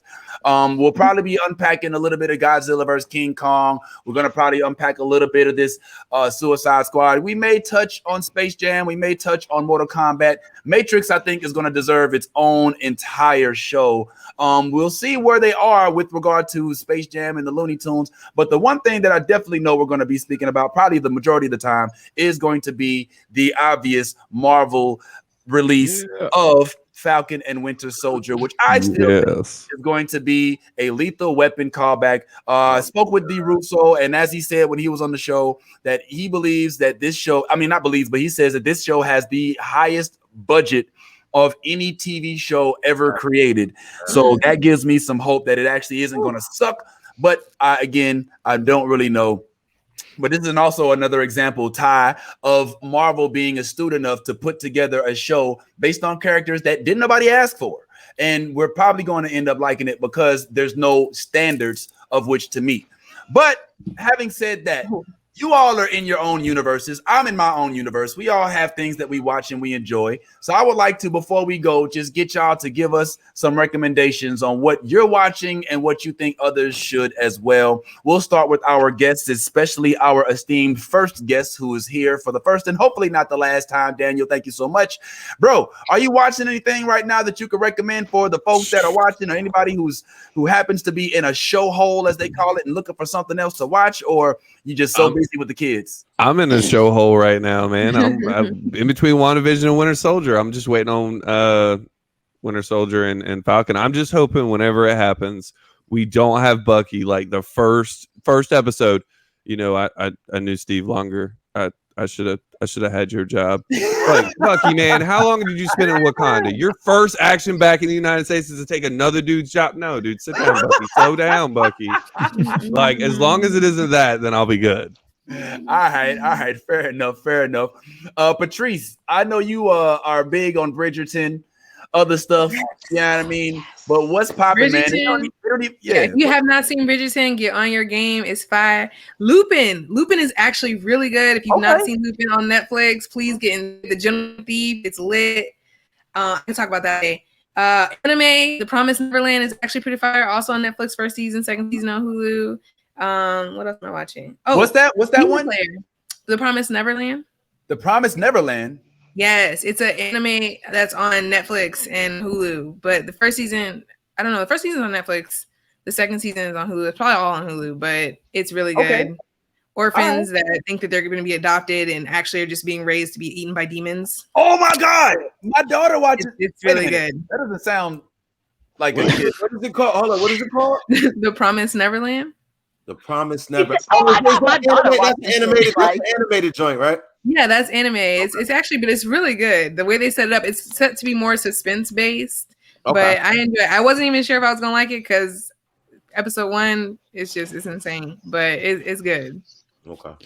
It's a little dark, but it's good. That Demon Slayer, if you're into anime, they have a movie coming out pretty soon. Hopefully we can get it here soon. So wasn't that like the number one? Isn't the Demon Slayer anime movie the one you're referring to? Isn't that the one that broke all the records in China? Ooh, I'm not sure. I just know that we keep talking about it here because we're not gonna get it like forever. Like they keep talking about it coming out in there in Japan, and it's like I don't know. We like just give it to us. We'll just make sense of the words. We don't even need no translation right now. We just want to be having access. So I wouldn't be surprised because Demon Slayer the show actually is pretty iconic in my opinion. They're hitting on a lot of different tropes with the montage of his training.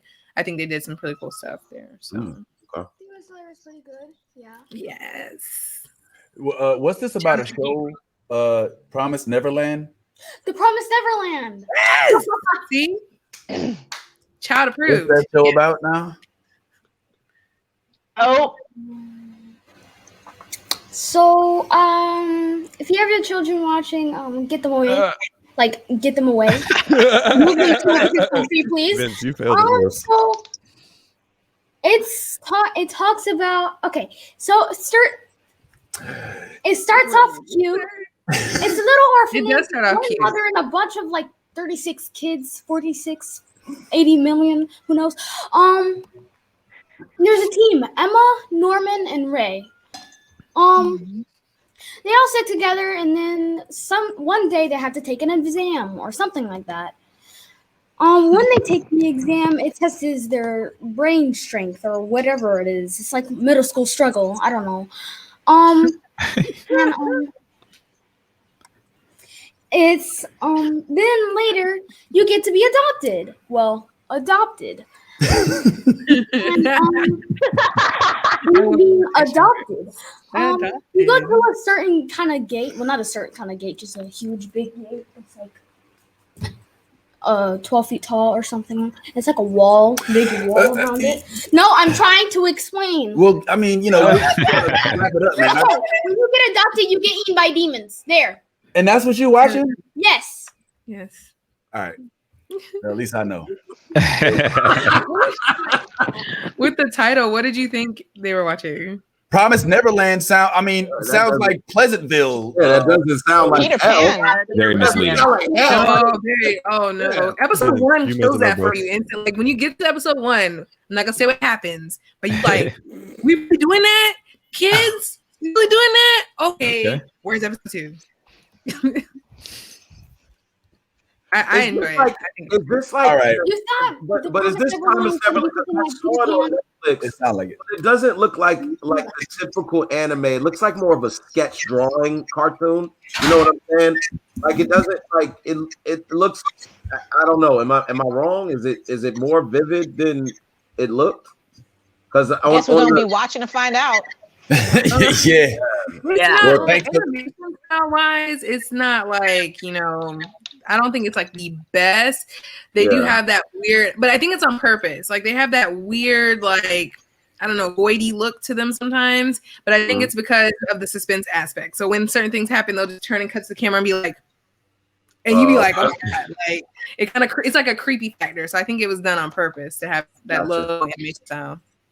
Okay. All right. Well, thank you for hipping me to what I have allowed my daughter to watch based on her not being supervised. What a great parent I am. Anyway, yo, Tyrone, good Ty. What's going on, man? What's in your world? Now, I'll have you know before you even speak, Tyrone, that Ty is finally up to, I think, the 3rd season of Expanse. So at some point in time, we'll be able to unpack that. But outside of that, man, what's popping, bro? What's going on in your recommendations?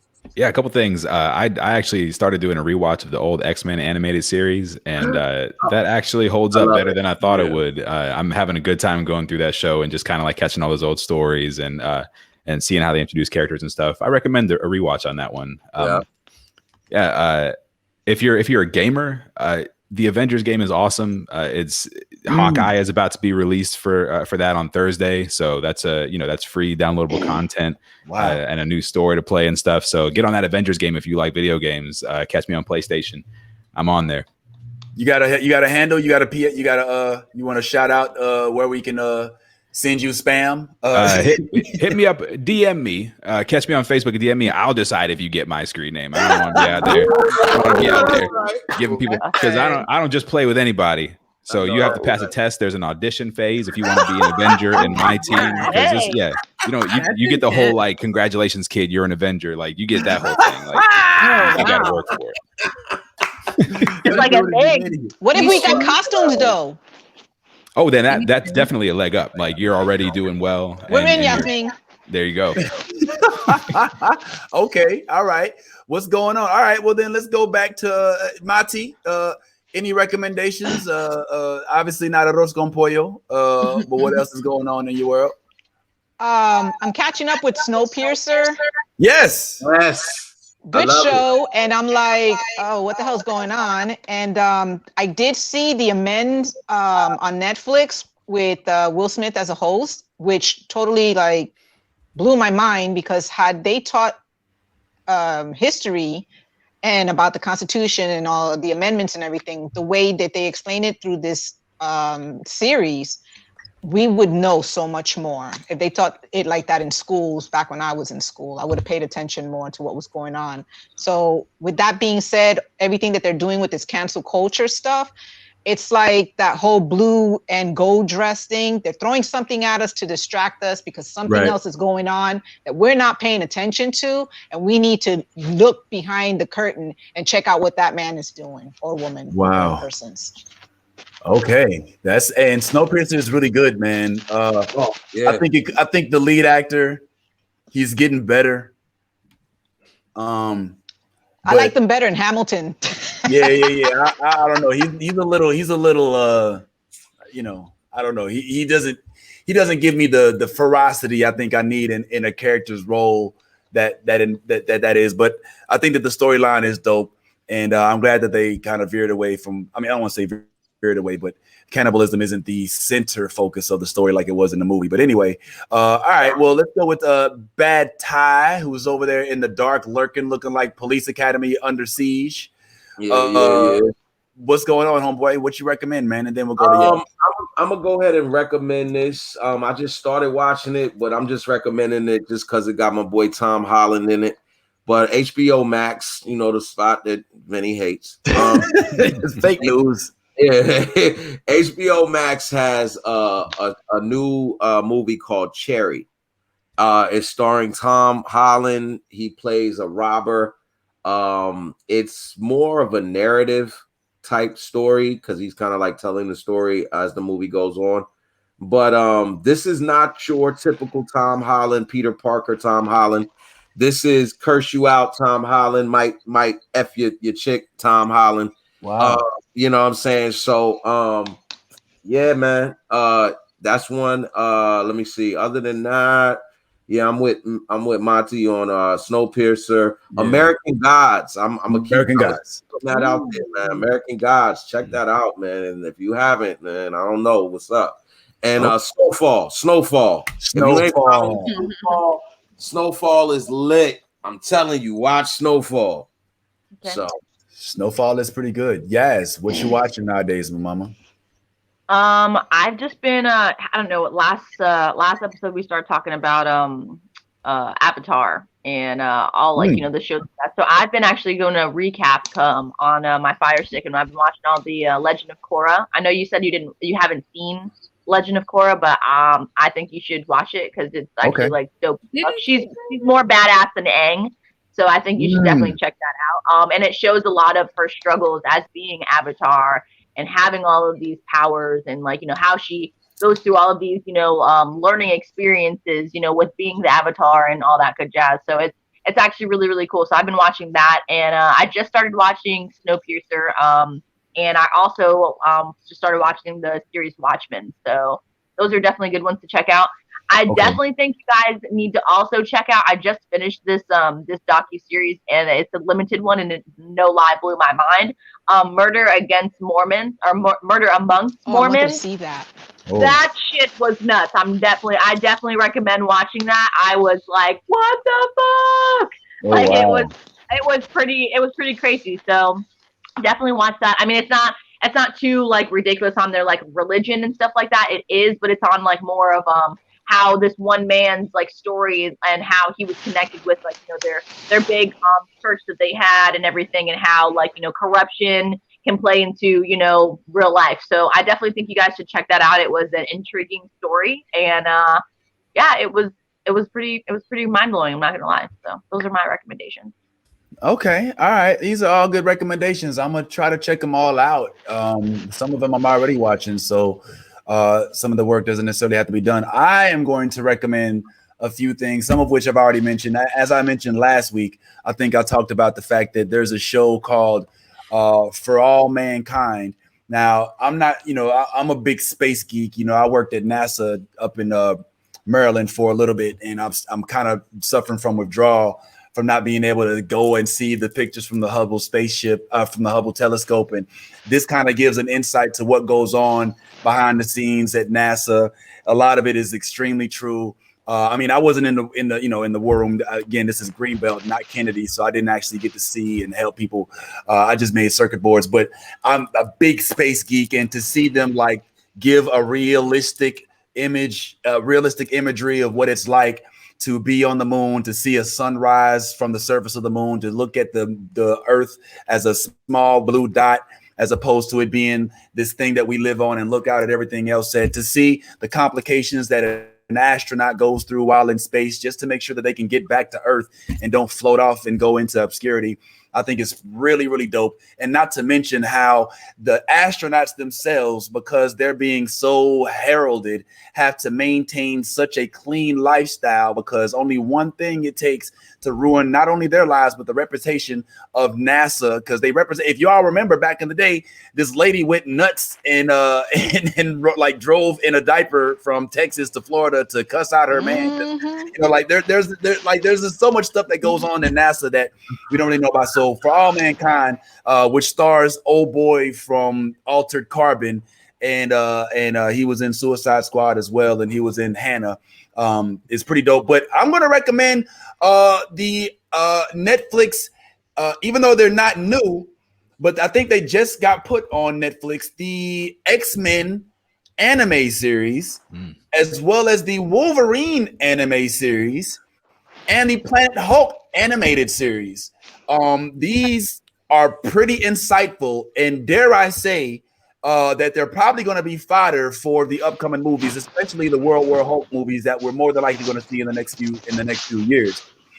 So and they're binge worthy, they're easy watches. I mean, you know how anime is. It's really refreshing to see some of the characters that we love in anime form, but in that gritty element that you want to see. You know, not from the Saturday morning cartoon, but from the rated R Logan version of the cartoon, where there's blood, there's guts, there's, you know, slitting of throats. You know, it's pretty dope. And so that's where I'm going to hang my hat when it comes to recommendations. But I'm also going to recommend that you check everybody on here out in their own respective universes. All right, because you all know that Tyrone is on the PlayStations, and if you're worthy, maybe he'll give you you know, his handle. And you know that I don't know. Now Patrice is so involved. You know, I don't even know if I want to. You know, Patrice, where can we find you at, Patrice? What's going on with you in your life? Oh, I mean, I be on Instagram at That Girl Sapphire. I'm trying to get back into gaming. That's what we're talking about in the chat. I play mostly simulations though, so you know, trying to get my life together, buy a new system on my teacher salary. So okay, yep. all right. Working on a podcast. Hey, that's what's up. You see, she's got the setup, man. The mic sounds great. Thanks for joining us this morning. All right, and Yas, excuse me, Mati. I don't know why I said y'all look. I mean, if you look at him, Mati is the Lego queen, the goddess. I'm naming this one Vince. He got the ring. He got the ring. That's so accurate. It looks just like him. So crazy. Yo, for real. I don't know how to take that, but wow, we'll take it. You can catch Mati at her handle for the love of Legos. All right. You can see all of her creations. Thank you. Please follow Mati. Make sure y'all follow the homie Mati. And Daniel, stand-up comedian extraordinaire, teacher extraordinaire, partner, husband extraordinaire, even though he is in a log cabin in the woods of Crystal River. No, man, I'm in Gainesville. There's like a little bit of civilization. Like I'm in Gainesville, so it's the blue dot amidst a sea of red. Yeah. Somewhere on Archer. Yeah, but pretty my much. man Daniel is going to be performing at the Tin Roof this upcoming Tuesday, where I may see him myself in person. We'll do the elbow handshake. Where can we find you, Daniel? I'm on Facebook, Instagram at dbiddle87, and yeah, just follow me. I got shows coming up there. I have one here in Gainesville next Thursday at Heartwood Soundstage. So yeah, just follow me, and there you go. My man, appreciate that, guys, and we love all of y'all. Thank y'all for joining us. We're gonna go ahead and let out and bring in the two that have been the founding members, as they like to say on the 3%. You remember the founding couple? Did y'all watch the 3%? That's pretty cool, man. Let's go ahead and let's talk. So, Tylene, man, you've already given us your recommendations. You've already given us Yas. You've already given us everything. But where can we find you, Yas, and what's going on in your life and all of that? You can find me at Yas the Model, all lowercase. I mean, you'll be able to find my picture. Don't worry, you'll know it's me. On Instagram, and then you can also find me on Facebook. Check it out. I might be doing some modeling events coming up soon, so you know, don't sleep on that. Yas the Model will be popping up, you know, shortly on your feed. So look up for that. But also we will be at we'll have our own like comedy thing on May 6th.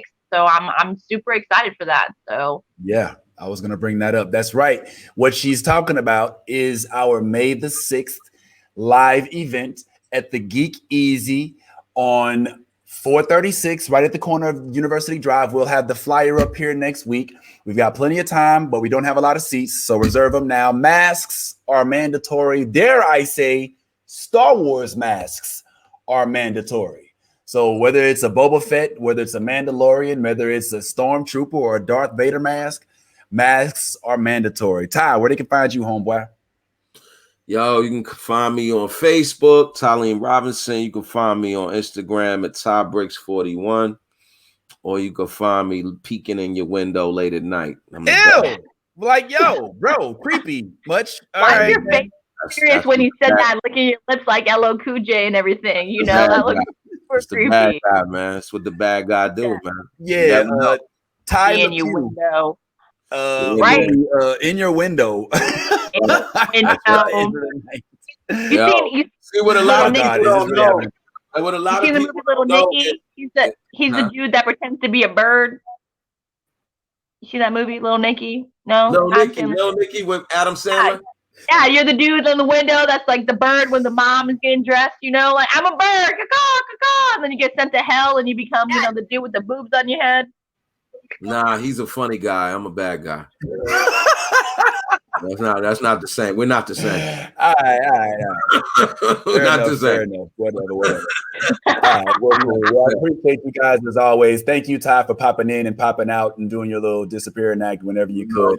We're going to go ahead and dismiss class for the day. And I don't even know if I have the clout to be able to say this right now because it looks like my internet is giving me the attitude that it was giving me at the beginning. But either way, I want to first and foremost thank everybody, Daniel, Tyrone, Mati, Patrice, even Yas and Ty for joining us every single week. You know, we're going to get down on the Blerdville, keeping it real and letting you know what it is we think about. I want to apologize also because I could not get my credits stuff to work right. So if your name's missing from the credits, just know that we still love you, but be your authentic self. If you're not being yourself, you're being fake.